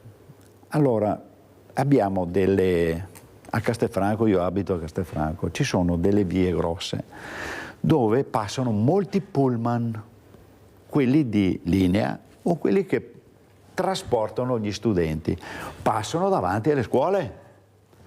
Siccome ho una visione della velocità molto precisa, io vedo se una macchina o un pullman va a 50 all'ora o di più. Dico una cosa, che se io devo fermare una macchina a 50 all'ora ho X metri, se devo fermare un pullman a 50 all'ora ce ne va moltiplicato 3. Bene, nella via dove sto io, che è quella della stazione dove abbiamo tante scuole, ci sono dei pullman che sinceramente a certi orari passano a 70 all'ora. Degli autisti di pullman? Sì, autisti di pullman. Io vorrei sapere se esce un ragazzino con la bicicletta o esce sulle strisce pedonali, ma mi volete dire come fanno i pullman a fermarsi? Già fanno fatica le macchine, un pullman dove va? Ma hai fatto la segnalazione? Sì, ma io sarei molto cattivo su sta roba qua. Molto cattivo, ma molto cattivo, perché io li mando a stendere ogni volta, ma non posso essere io a mandarli a stendere. Quando vengono a fare l'autovelox lo fanno sempre alle macchine, alle moto, ai pulmini, ai furgoni e quello che è. Ma perché non andiamo, o i camion, ma perché non andiamo a farlo anche ai pullman? Punto interrogativo. Dura questa mia richiesta. Gliel'ho già fatto presente, ma sarebbe corretto che gli autisti non si incazzino con me, perché tanto se arrivano un minuto dopo. Loro hanno dei tempi da rispettare, ma anch'io ho dei tempi da rispettare. Tutti noi abbiamo dei tempi da rispettare. E soprattutto il rispetto della vita. Ma questo qui, tu hai della gente dentro nel pullman. Abbiamo Giusy, vai Giusy. Ciao Mirella, buongiorno al tuo ospite. Volevo chiedere al pilota, che non mi ricordo mai il cognome. Pirollo, Gigi Pirollo. Ecco. Che a scuola guida non ne ha insegnato a cambiare una roda della macchina? Brava. E che ho fatto osservazioni e mi ha detto, se è proprio vero, ha detto, te che avevo insegnato tutto, a parte che no altre donne non siamo mia buone, cioè non avevamo quello che si bravi voi altri. Però non troviamo sempre il Marco Nasso che si ferma e che mi cambia roda, Mirella. No, c'è anche un'altra roba, signora, però, che sì, le macchine moderne addirittura non hanno o ruotino o neanche più ruotino. Perciò? Niente. Non serve più, perché con le nuove macchine non serve più. Grazie alla nostra Giusy. Adesso allora andiamo a vedere invece questa colletta alimentare che abbiamo visto, adesso andiamo a vedere invece il banco alimentare, andiamo a vedere il video.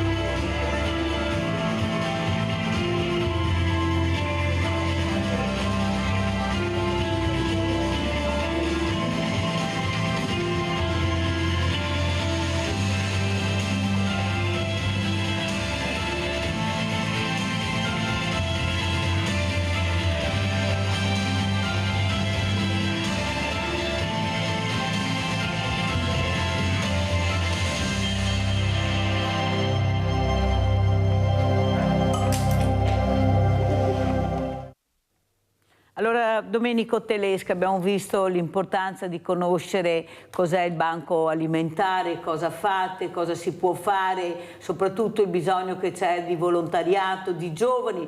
Ma scusami Gigi, adesso finiscono le scuole, ma è mai possibile che ho tutte le associazioni di volontariato che cercano giovani e poi vediamo questi giovani che non sanno dove andare, cosa fare, che si annoiano tanto? Ma perché non riusciamo a fare rete, a fare squadra con questi ragazzi? I centri estivi tutti a pagamento, bisogna pagare anche per fare il centro estivo, per avere il centro estivo. Cosa vuoi dire Domenico? E complimenti per questi video. Io so per certo che quando i ragazzi si coinvolgono in iniziative di questo tipo l'entusiasmo è incredibile. Quindi quello che tu dici è vero, da un lato perché non coinvolgerli di più, ma dall'altro mi accorgo anche che quei pochi che si coinvolgono sono incredibilmente, capaci di coinvolgere anche gli altri loro amici.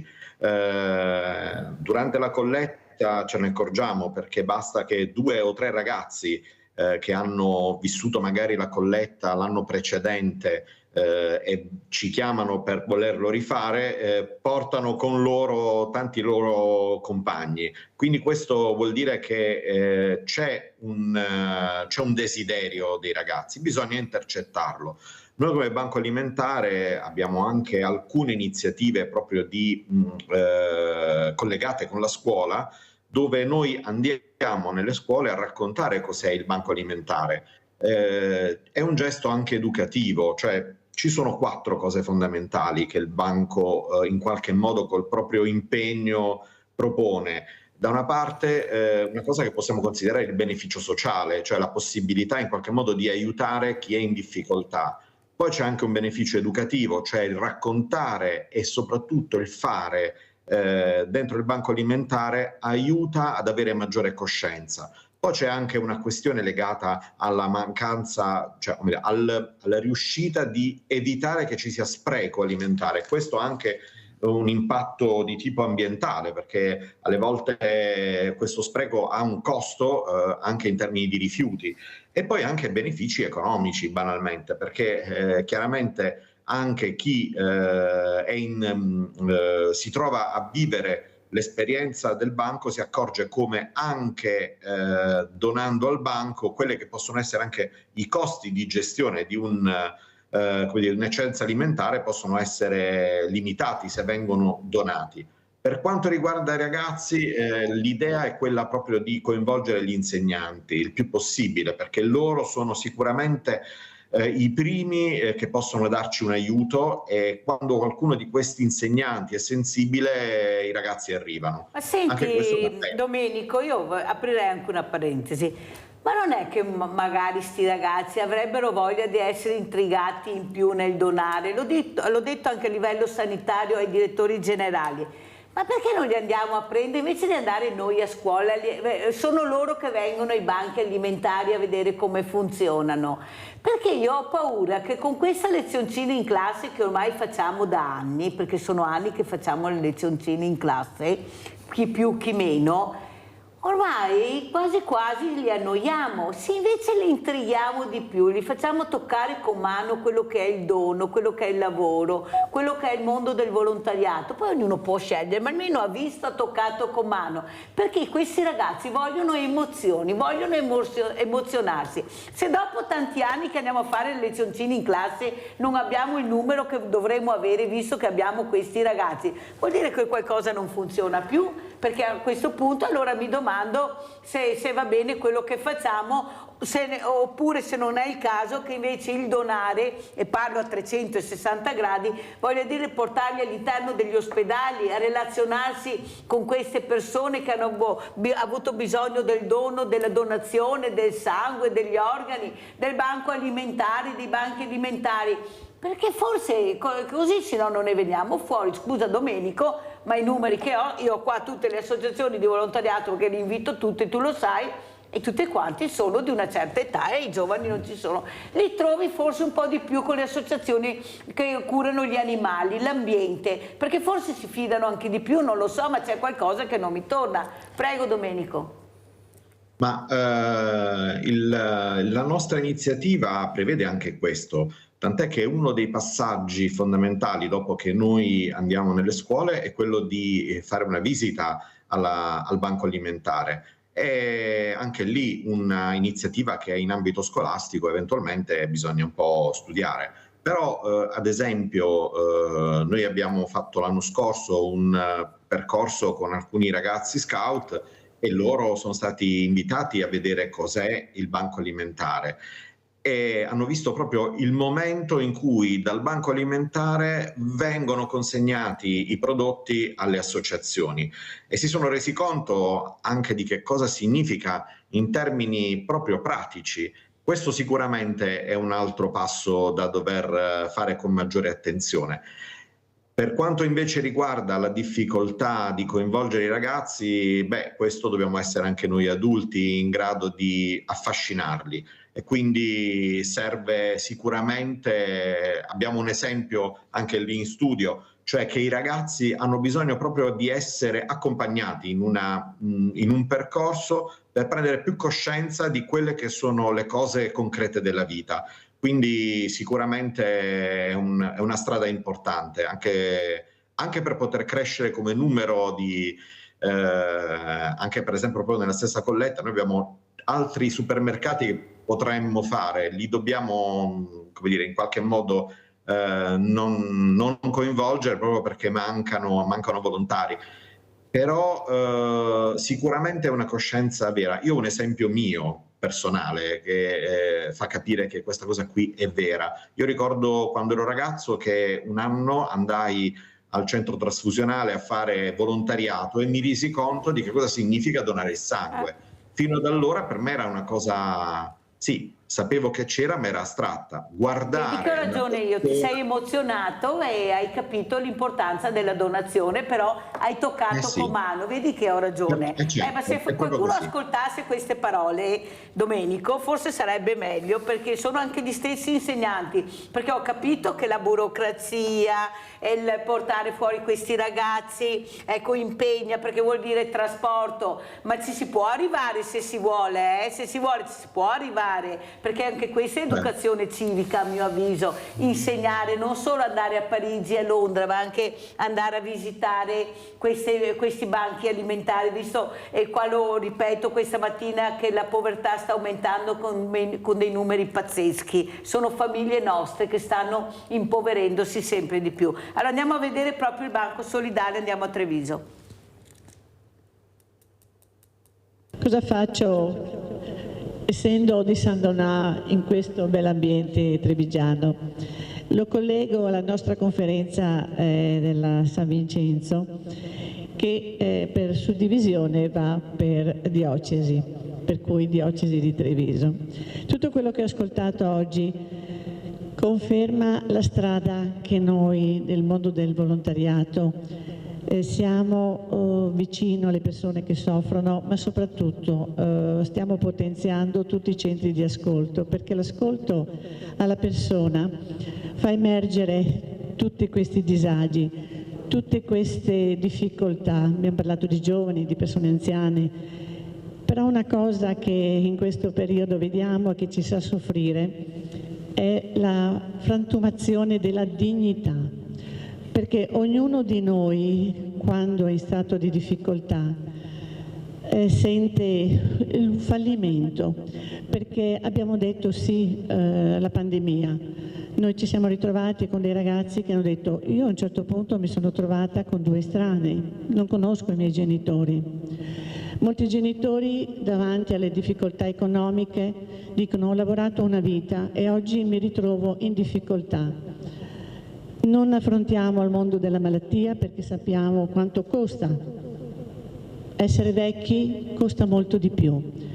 Per cui questa opportunità che la Mirella mi ha offerto, e io ti ringrazierò sempre, perché mi hai dato l'opportunità di un dialogo fuori dagli schemi, perché noi dobbiamo abbracciare non solo le associazioni, ma l'imprenditoria, le istituzioni, tutti quanti, per cui sì, parliamo di fare anche per le donne. Vi concludo dicendo solo questo. L'altro ieri al centro di ascolto una signora che vive qui in Italia da 10 anni ha una situazione particolarmente difficile e scopriamo che è analfabeta dopo 10 anni che vive in Italia, e continua a dirmi: dammi la tessera appunti perché io ho bisogno della spesa. Ho detto: ma come mai non sei ancora in grado di scrivere il tuo nome? Lei mi guarda e mi dice: me lo fanno i miei bambini, i bambini vanno a scuola. Io e la volontaria ci siamo guardati e abbiamo detto non le diamo la tessera, abbiamo preso un quaderno, abbiamo scritto in stampatello il suo nome e cognome e le abbiamo detto a fine settimana tu portalo e noi ti daremo la tessera. Grazie. Allora era la nostra Gabriella Mauro del San Vincenzo di San Donà di Piave. Andiamo a vedere anche il Banco Solidale di Treviso. Non ci facciamo mancare niente. Questo assegno è per i piccoli problemi che ci sono in ogni famiglia, diciamo così, che si sono magari accumulati. Come ogni mercoledì, Veneti schiacciati dalla crisi porta un po' d'aiuto a chi, e purtroppo sono molti, deve scegliere se fare la spesa o pagare le bollette. Come ogni mercoledì, nella sede del Banco Solidale in provincia, a Treviso, sono tante le famiglie che ritirano una spesa alimentare consistente grazie all'associazione della nostra Mirella Tuzzato e dei tanti cittadini generosi che sostengono l'iniziativa. Ma ora è Pasqua e così, oltre alla spesa, c'è qualcosa di più: la colomba, l'uovo e un aiuto economico. Sono felice e ringrazio molto la Mirella, che se non era per lei in questi 8 anni che io vengo qua, non saprei come aver fatto, insomma. Posso dire grazie ancora poco. Le sarò sempre grata. È festa, sta arrivando la Pasqua, i nostri amici abbiamo comprato le uova, le colombe e stiamo dando qualche piccolo assegno nei casi nei quali abbiamo verificato che c'è una vera necessità, e soprattutto sono persone anziane. E buona Pasqua a tutti e grazie a quelli che ci hanno aiutato per fare queste cose qui, perché noi senza di voi non avremmo fatto niente, cari amici. Veneti schiacciati dalla crisi ha iniziato con Mirella la sua attività 10 anni fa, pensando che fosse temporanea. Invece c'è sempre più bisogno. Sono 250 le famiglie aiutate, 43 gli assegni consegnati in un giorno prima di Pasqua. Queste famiglie sono veramente grate perché questo aiuto un po' anche inaspettato per loro, c'è qualcuno che ha pianto quanto gliel'abbiamo distribuito. Grazie Mirella, sei grande. Mettilo in tasca. Ok. Sì. Grazie Mirella. E buona Pasqua. Grazie mille di tutto. Mi sono emozionata. Se io pago le bollette non mangio più. O mangio o pago le bollette. Buona Pasqua a tutti. Date qualcosa a chi ne ha bisogno, guardate i vostri vicini se hanno bisogno, perché la prima assistente sociale è il vicino di casa, no? E poi grazie per averci aiutato, speriamo che abbiate veramente una Pasqua felice. Buona Pasqua a tutti! Allora abbiamo Anna, ciao Anna! Anna?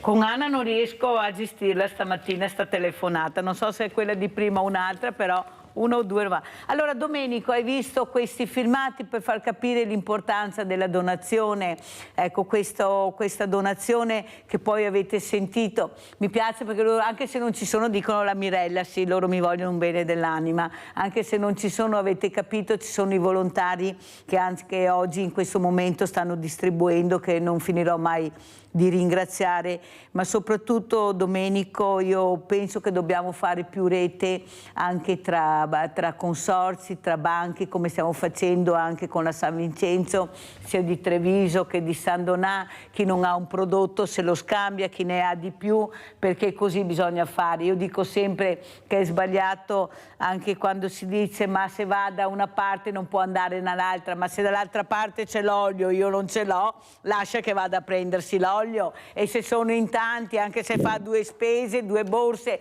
capisci che stanno cercando di mettere il povero contro il povero occhio, perché va a farsi 2 borse di spesa su 2 posti da mettere all'angolo. Guarda che bisogna lavorare anche su questo, sai Domenico, prego. Certo. Allora, io il fatto della rete la condivido.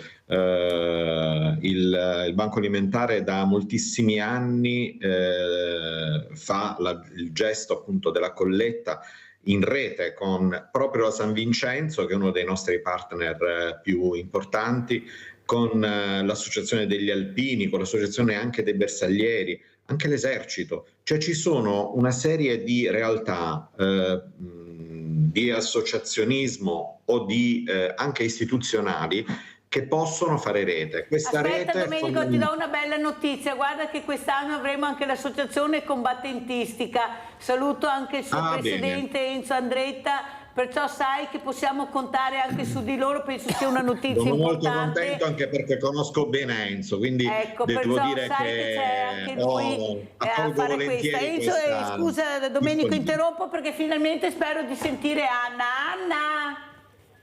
Sì, ciao Mirella. Ciao. Ascoltami, io volevo chiedere una cosa, però ne avete parlato ieri. Comunque complimenti per la trasmissione, perché io ti ascolto sempre, perché è interessante e ogni giorno si impara tante cose. Grazie. Allora, io ti racconto un po' la mia storia in breve, però sai che una volta si andava a lavorare presto, no? Sì. Sì, perché c'era bisogno. Io ero a Roma con una zia. Vicino a lei è venuto a casa un militare che avevano dato per morto, è venuto a casa cieco. E lui, toccando i figli, sapeva come era fatto il viso. Io sono rimasta scioccata da quella cosa e ho sempre detto che avrei dato gli organi. Sì. Però ho avuto un po' di difficoltà allora.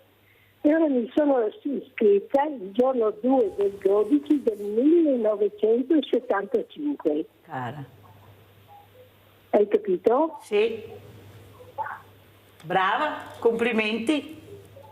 No, complimenti, perché mi sento di dovere. Ma non è mica una cosa da poco, quella che stai dicendo, Come? Ho detto che fai una cosa importante, guarda che la donazione è una cosa importante. Sì, ma ero piccola, sai, e volevo chiedere questo.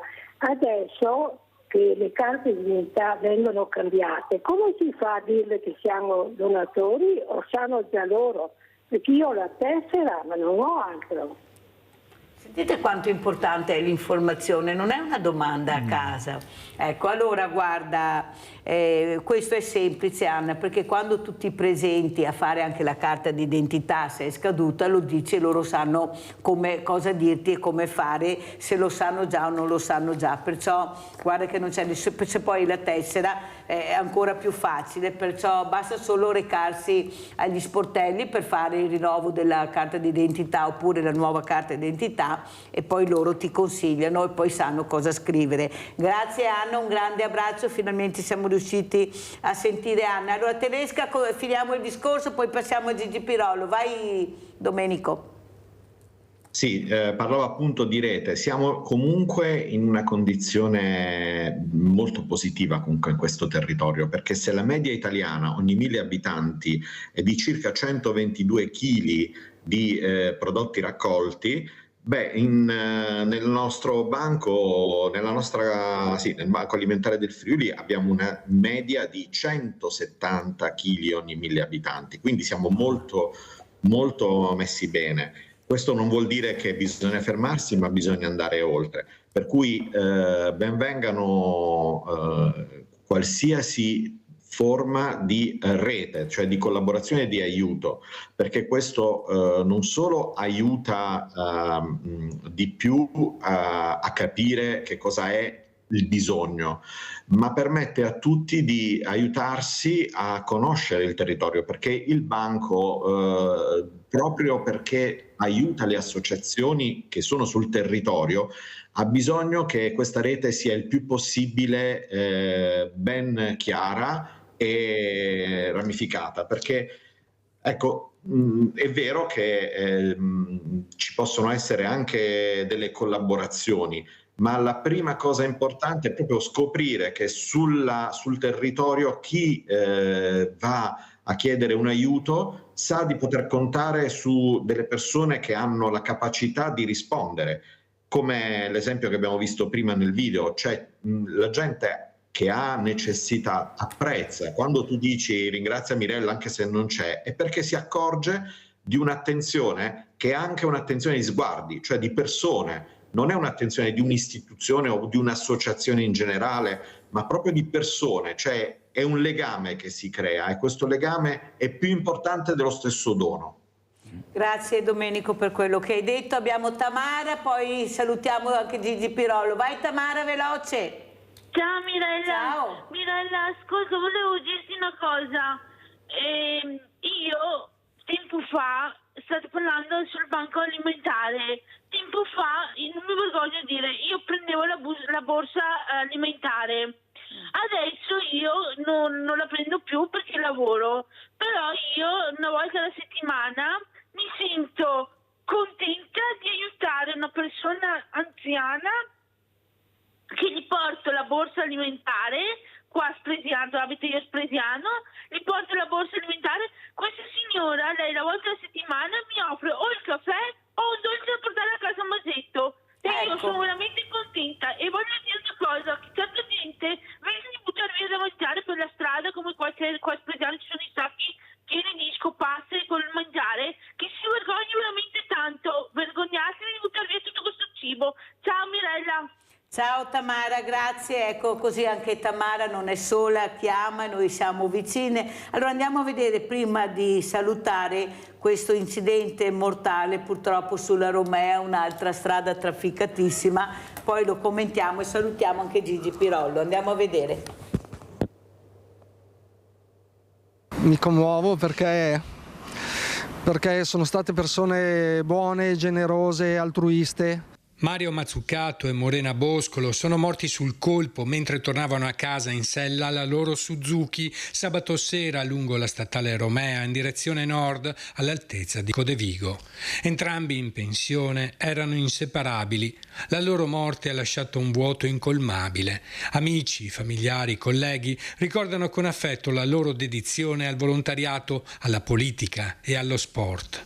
La coppia era molto attiva nel quartiere di Fornase, ma il loro impegno si estendeva anche a Mestre e Marghera, dove avevano lavorato e iniziato il loro impegno politico. Erano persone di affidamento, cioè serie, responsabili, sincere. Erano impegnati al fine altrui senza chiedere niente in cambio. L'incidente è avvenuto quando la loro moto si è schiantata frontalmente contro un minivan Ford a bordo del quale viaggiava una famigliola tedesca in vacanza.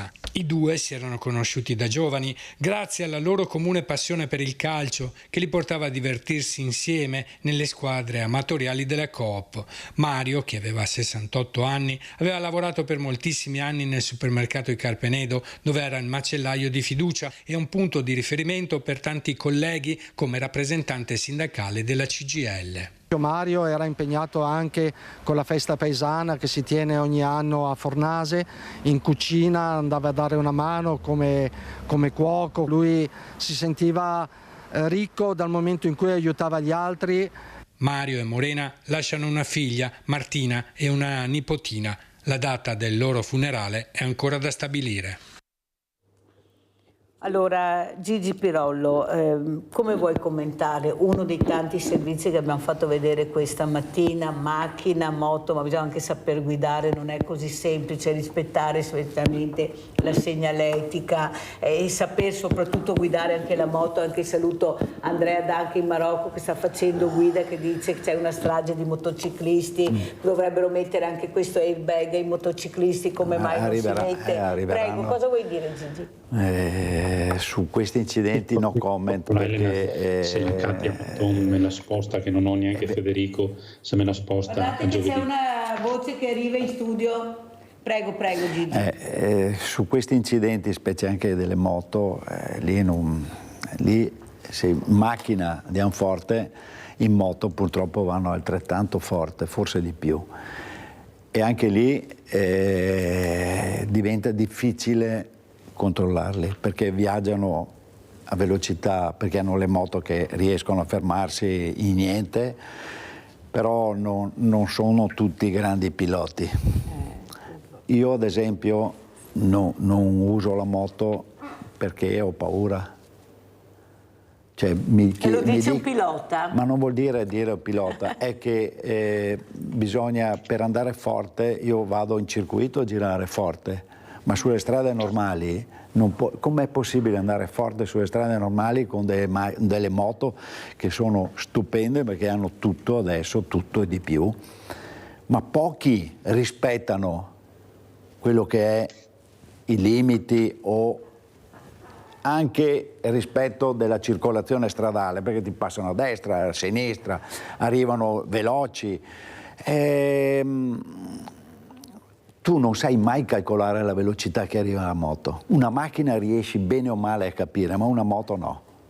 E con queste parole ringraziamo Gigi Pirolo, copilota Rally, AC Sport Automobile Club Italia, di essere stato con noi. Grazie sempre Gigi, anche per quello che hai il coraggio di dire che molti non dicono, specialmente bisogna saper guidare. Danno la colpa agli ottantenni di fare la patente agli ottantenni, magari per eccesso di lentezza, non di velocità, e magari ci va sempre, come tutte le cose, un po' di, cioè quelli che vanno troppo piano e magari sono più guide ai ragazzi, ma più guida, non solo la guida normale, bisogna fare anche quella logicamente, ma tante altre cose. E grazie anche a Domenico Telesca, referente Colletta Elementare di Treviso, di essere stato con noi. Tante cose donate, mi raccomando, abbiamo fatto prevenzione questa mattina. Grazie, grazie, pubblicità.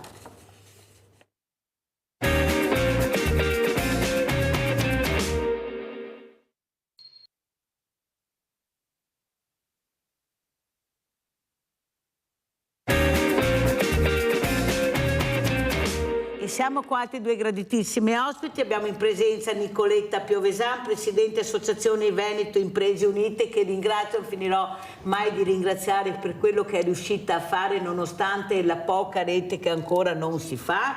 E saluto anche da San Donà l'avvocato Luca Pavanetto, cassazionista e referente Associazioni Difesa Utenti e Servizi Bancari e Finanziari. Grazie anche all'avvocato Pavanetto di essere con noi. L'avvocato dei Veneti schiacciati dalla crisi, che sta cercando di tutelare queste fragilità che purtroppo abbiamo, e che fortunatamente abbiamo anche l'avvocato Pavanetto che sta cercando di accompagnarli in un percorso anche molto difficile. Allora io partirei proprio da Nicoletta Piovesan, questa presidente, viene in mente quando Mirella era presidente di Treviso Viva, con le stesse guerre con Gentilini, ci chiamavano il Far West. Ecco, perché mezzogiorno di fuoco riuscivamo a fare nelle piazze, perché lo beccavo, e quando lo beccavo non ce n'era per nessuno, per cercare di far capire l'importanza del commerciante, del centro storico, di supportare le iniziative che erano per la comunità, non erano per noi,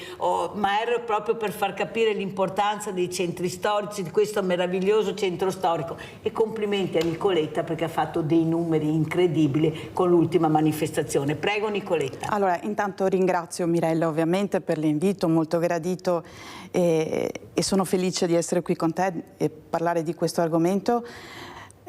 Cosa dire? Il commercio a Treviso forse era uguale a quando hai combattuto tu le tue battaglie, adesso continuo io.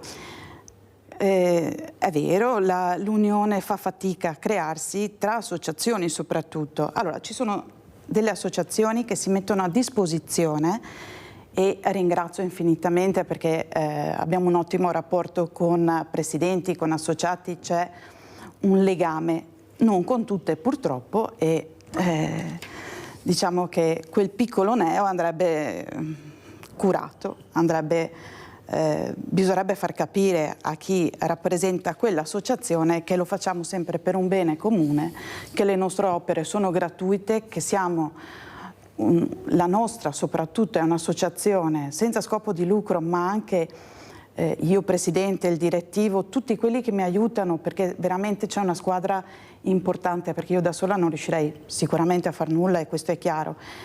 Tutti quelli che corrono con me e per me lo fanno gratuitamente, e fare delle cose gratuite, togliendo del tempo libero, che sarebbe il nostro tempo libero, per dare una mano a quello che è il commercio generale di Treviso, penso che sia una cosa veramente importante da sostenere.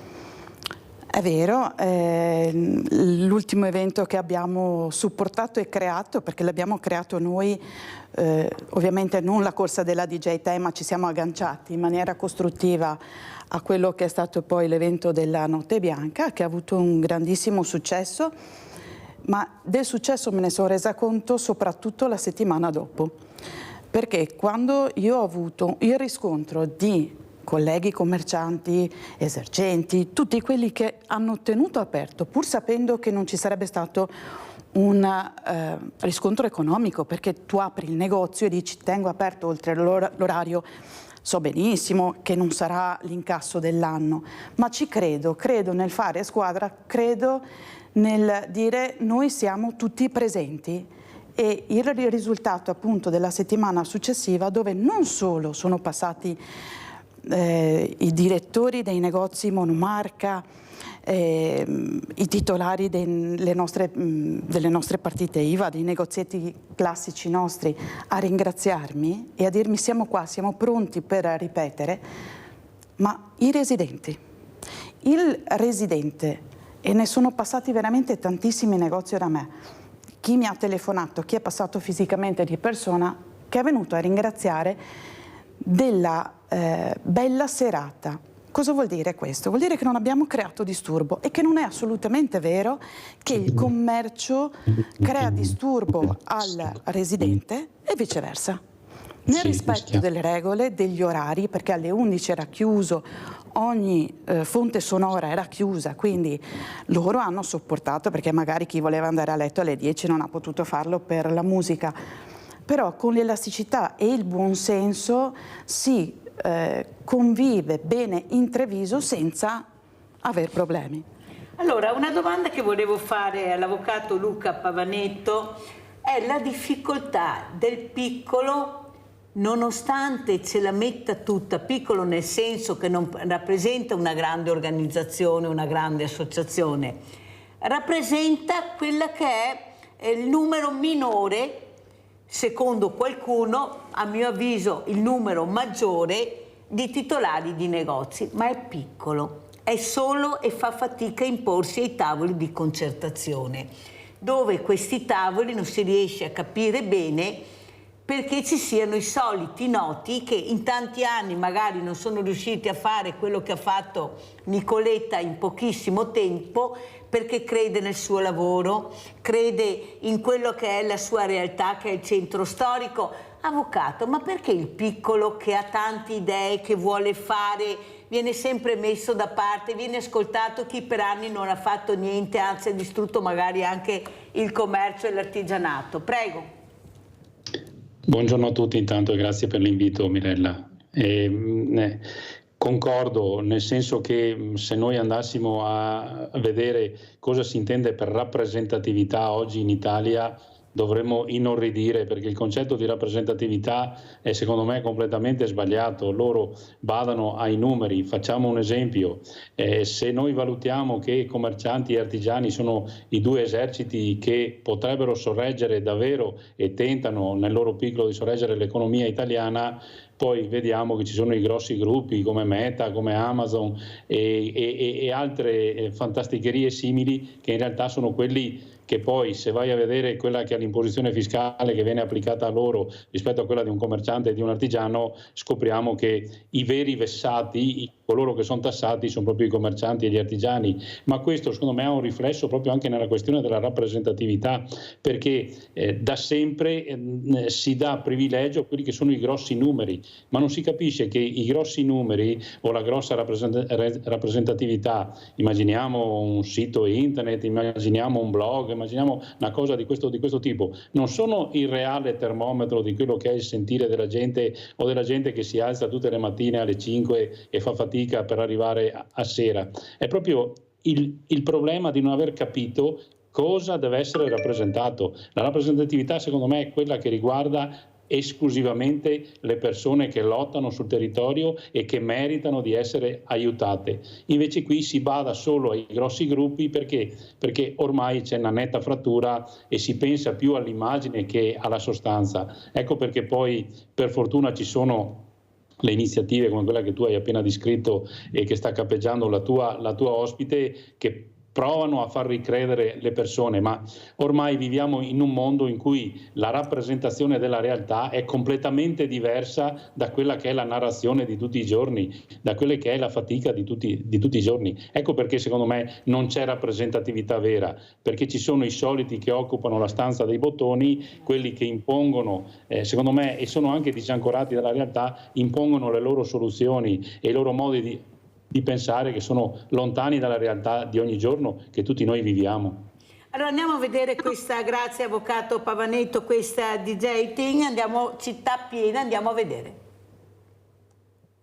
Ci siamo divertiti un sacco, bellissimo evento, una città gremita di gente, fantastico. È bello, c'è stata tanta gente, tanto emozionante, bellissima. Oltre 12.000 persone solo per la DJ 10, la corsa organizzata da Radio DJ che ha trasformato per una mattina l'intera città di Treviso in una grande pista per chi voleva correre o semplicemente camminare con gli amici tra gli scorci più belli della città. Punto chiuso fino alle 11 e centro completamente pedonalizzato. Qualche disagio per i residenti, ma tutto è filato liscio e la giornata di sole ha agevolato le cose. Bar e ristoranti pieni, molti negozi aperti, hotel e bed and breakfast sold out, anche perché alla Ghirada e al Monigo c'era l'ultima giornata del torneo di mini rugby che ha portato in città altre circa 13.000 persone, e poi ci sono tutti i pendolari che hanno approfittato delle varie manifestazioni per venire in città, circa 200.000 persone nella sola giornata di ieri, altrettante verosimilmente oggi, anche se proprio per la chiusura del PUT è più difficile per la polizia locale fare un calcolo degli accessi. Grande successo sabato sera per la Notte dei Musei e la Notte Bianca organizzata da Veneto Imprese Unite. Io ho già sentito molti associati soddisfatti, molto soddisfatti di quello che è stata la serata, non tanto per gli incassi, ma non è quello che al momento si vuole, sarebbe troppo facile, troppo semplice, ma per i contatti, per quello che abbiamo reso attrattiva Treviso e per quello che riusciamo a far vedere a quanto ci teniamo al nostro lavoro e vogliamo appunto continuare su questo passo per dare un po' di lustro a quello che è il commercio di Treviso. Insomma, un weekend di festa che in molti sperano venga replicato. Piacevole, devo dire, fattibile, tutto sommato siamo riusciti ad arrivare in un ottimo tempo, siamo soddisfatte. La rifaremo sicuramente. Molto bello, molto entusiasmante, è bello vedere la città così viva, sì, è stata una bella esperienza. Feltre. Com'è Treviso oggi così piena di gente? Bellissima, bellissima, stupendo, bella manifestazione, divertito e complimenti a tutti. Tanta gente, bella. Bella veramente, ci siamo divertiti tantissimo, sono stati tutti bravi nell'organizzarla, bravi. Chissà cosa avranno detto le associazioni di categoria, ecco, questa manifestazione così importante, così viva, tantissima gente, nessun problema. Prego, il merito è suo, Se ve lo dico io, il suo è merito. Lasciate che parlo, ascoltate la Mirella, voi è suo di lei, prego. Allora, è vero che io ci credo in maniera particolare al centro storico di Treviso, e questo si vede, questo forse è anche esagerato da parte mia, perché c'è sempre la domanda che uno si fa, ma la capisco anche giustificata, perché lo fai? Ma lo faccio solo per amore della mia città, perché mi piace il mio lavoro principalmente, perché vorrei che tutti fossero contenti di essere in centro a Treviso con il proprio lavoro. Questo è un punto primo. Il secondo è, a volte ci si guarda attorno e si dice, ma anche nelle altre città ci sono dei problemi, non c'è gente, non c'è frequentazione nelle ore o nelle giornate particolari. È vero, non ci si adagia perché è un mal comune. Io sto cercando, e non ho detto che sicuramente non ci riuscirò, ma almeno mi do da fare, a trovare quella che è la ricetta o parte della ricetta per far ripartire il commercio. Partiamo da Treviso? Ma sì, partiamo da Treviso, perché dobbiamo partire da grandi città. Crediamo in Treviso, noi ci si dà da fare, ma io corro tanto, io mando mail, ma io vado di persona nei negozi, telefono perché abbiamo tutti i contatti dei nostri associati e devo dire che stanno aumentando in maniera anche inaspettata, sono sincera, perché siamo ben oltre 400 associati e continuo ad avere contatti e invito chi non ci conosce a magari, non so, a contattarci attraverso i social e rispondiamo subito, ci siamo, ma soprattutto dico che noi, che siamo un'associazione di commercianti volontari presenti realmente, riusciamo a fare quello che non possono fare tutti quelli che sono negli uffici, che rappresentano magari un'associazione importante, ma che non hanno l'esperienza tangibile e reale del commercio. Come posso pretendere che una persona che sta in ufficio possa capire le tempistiche quando io dico bisogna fare una cosa ma deve essere fatta veloce? Il mio veloce è una settimana E si è visto, perché noi abbiamo fatto tavolo il 3 maggio e il 14 avevo presentato il progetto in comune, quindi 10 giorni di fuoco, ma ci siamo riusciti. Per chi magari sta in ufficio dietro la scrivania, la velocità sono 3 mesi. In quei 3 mesi, noi che non prendiamo uno stipendio sicuro, come mangiamo? Come paghiamo gli affitti? Come abbiamo le tasse? Insomma, le cose è tutto. Le cose vanno fatte con le tempistiche del commercio. Su questo devo ringraziare assolutamente l'elasticità di Mario Conte, il nostro sindaco, che è sempre presente. Lui a qualsiasi ora risponde al telefono, e questa è una cosa grande, perché il mio punto di riferimento è Mario, non c'è niente da fare. Io lo ringrazio a nome di tutta l'associazione per la sua presenza costante. Ringrazio Mario, punto. Allora, e noi invece dobbiamo ringraziare anche l'avvocato Pavanetto, perché sta portando avanti questa storia. Questa mattina lo dirà, andiamo a vedere questa mamma Iole con Romano e vogliamo anche capire come siamo messi. Andiamo a vedere Iole e Romano.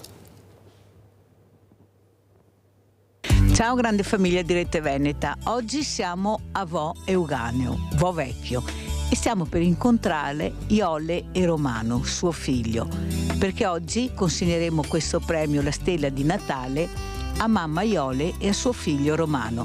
Andiamo!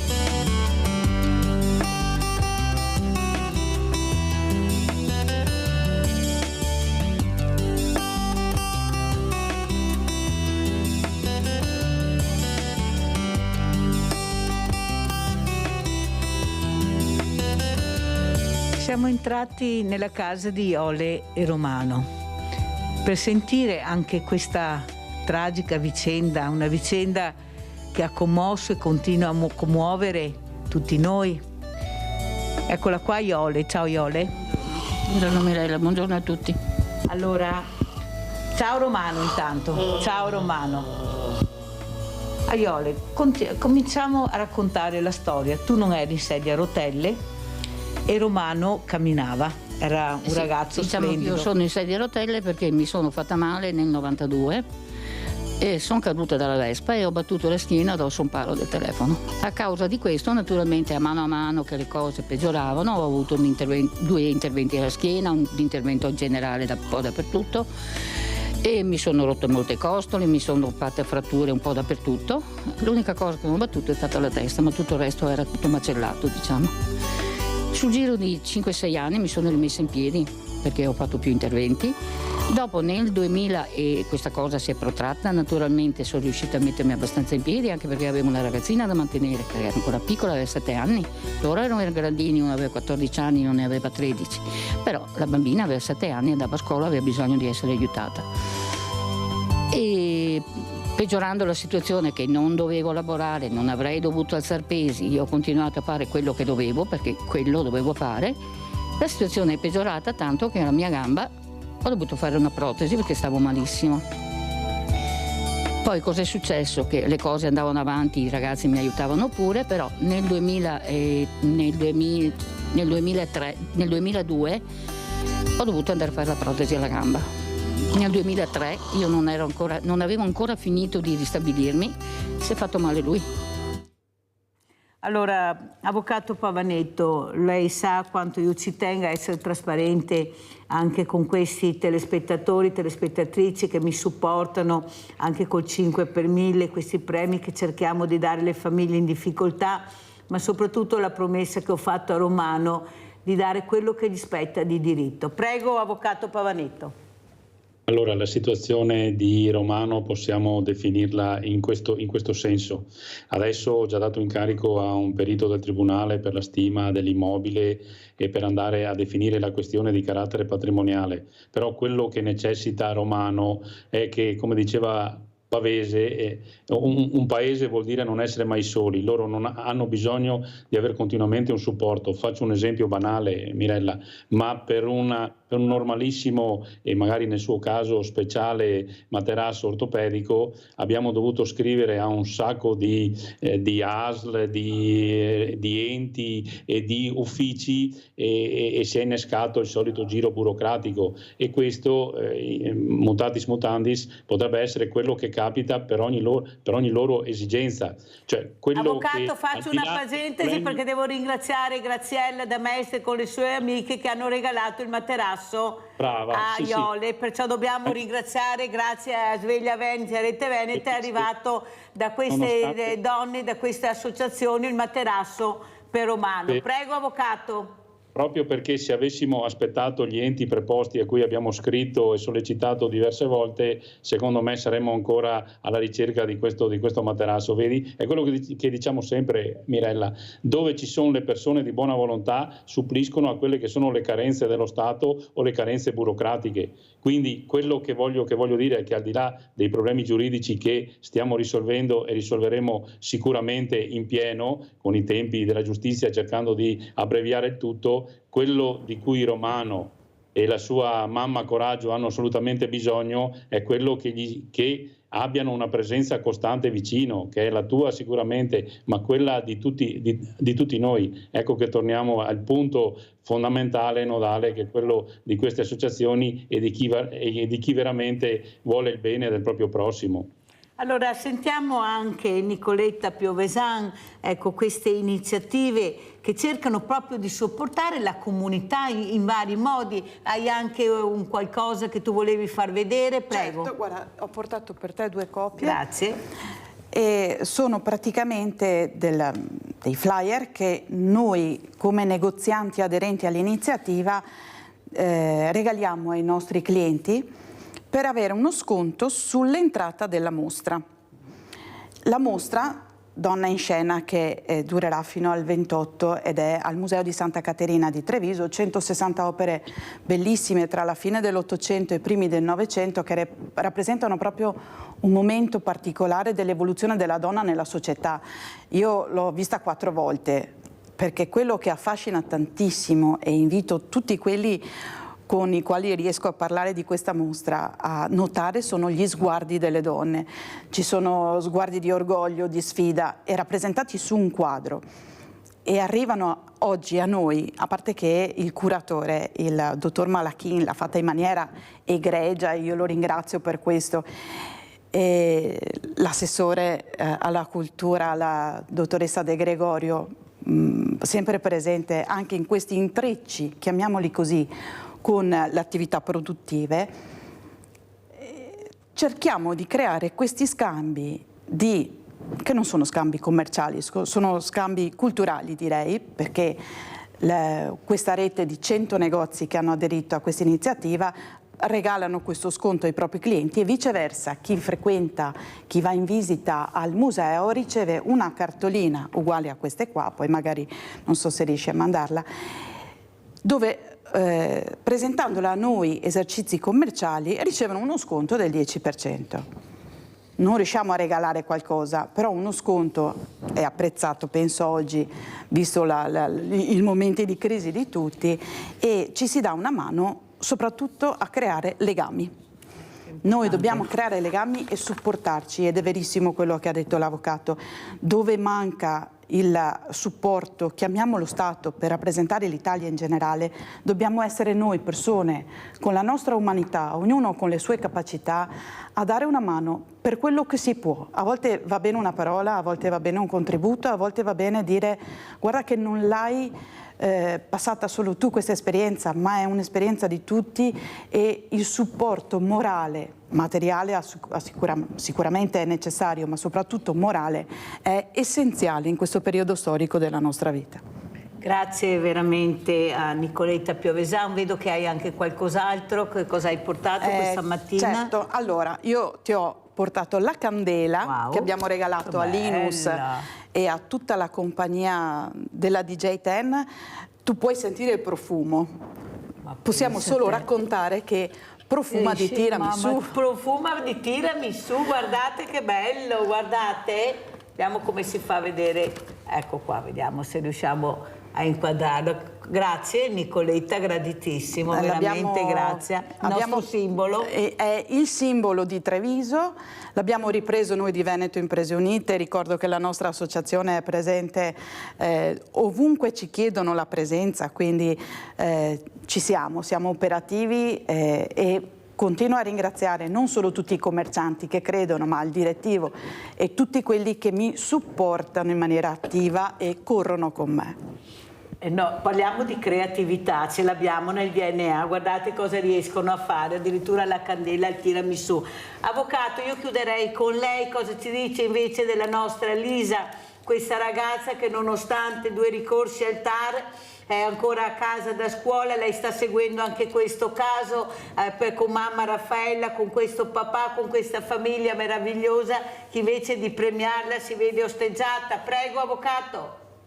Sì, qui siamo proprio all'assurdo burocratico, perché nonostante le sentenze del TAR vittoriose abbiamo poi la difficoltà a tradurre queste sentenze in una effettiva aiuto dato a questa ragazza che è fantastica, perché Lisa l'ho conosciuta, è una ragazza che ti conquista al primo sguardo. Il problema concreto è questo, perché bisogna che le ASL competenti e tutti gli organismi burocratici e giuridici siano quelli che poi in realtà mettono a disposizione questi insegnanti della lingua dei segni, quindi tutto ciò che serve, perché Lisa non sta chiedendo niente di straordinario, chiede solo di poter accedere alla scuola, di poterla frequentare. Lei ha bloccata a casa. Un meraviglioso da realizzare, che è quello di diventare un tecnico alimentare, chiamo io, nel senso, basta pensare agli esempi che abbiamo sotto gli occhi tutti i giorni, quelli della Pizza Hut,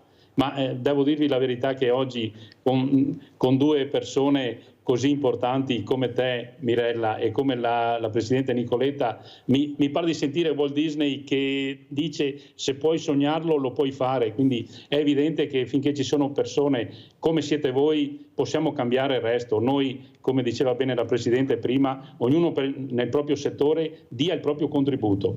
Ci hanno insegnato quando eravamo bambini che dobbiamo essere uomini di buona volontà. Uomini e donne di buona volontà possono supplire anche a queste deficienze croniche che sono quelle di questo nostro sistema che non va. Ma al di là di dire che non va, per fortuna ci sono persone come voi che tentano di cambiarlo il sistema.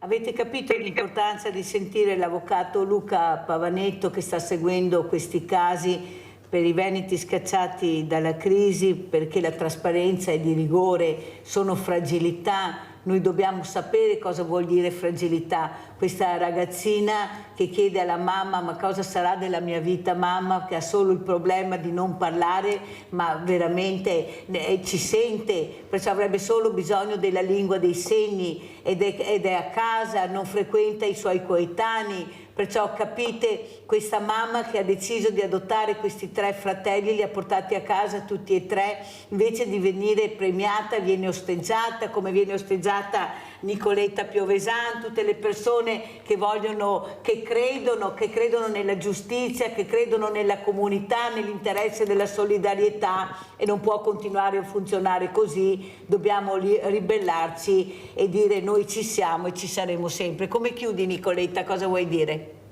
Chiudo ovviamente ringraziando te per l'invito, l'avvocato che è una persona splendida.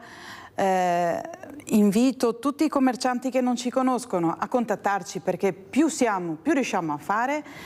Crediamoci, crediamo nel commercio, crediamo in quello che facciamo e diamoci una mano, non chiudiamo gli occhi. Grazie a Nicoletta Piovesan, Presidente Associazione Veneto Imprese Unite. Grazie, lei la Presidente, lo dico se qualcuno forse ha qualche dubbio, è qua, è lei la Presidente di questa importante associazione. Grazie all'Avvocato Luca Pavanetto, cassazionista, Associazione Difesa Utenti Servizi Bancari e Finanziari, chi ne ha più ne metta. Grazie Avvocato, ci sentiamo presto, grazie a Nicoletta. Adesso andiamo a pranzo con la proposta di Mirella. Salti in bocca alla romana. È l'unico secondo piatto della cucina italiana la cui ricetta sia stata approvata e codificata da una giuria di cuochi riuniti nel 1962 in Costituente a Venezia. Ingredienti per 4 persone: 500 g di fettine, 100 g di prosciutto crudo, 50 g di burro, vino bianco secco, salvia, sale.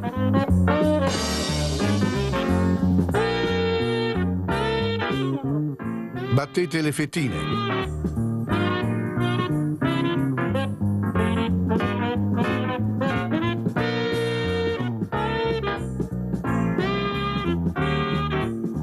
Adagiatevi sopra una fettina di prosciutto crudo e su questa mettete una fogliolina di salvia.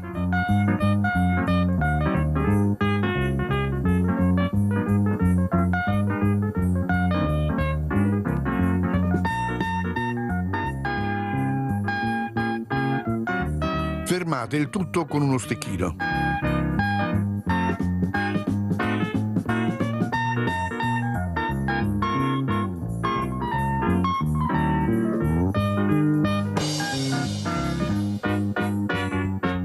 In un tegame fate sciogliere il burro e rosolatevi i saltimbocca a fuoco vivo da entrambe le parti, voltandoli con delicatezza.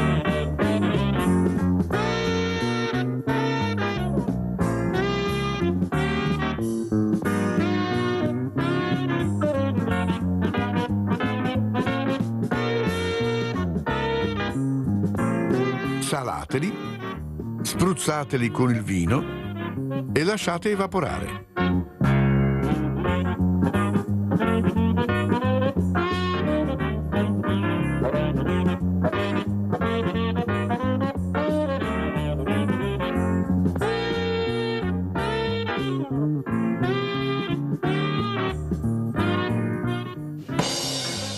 Servite e buon appetito!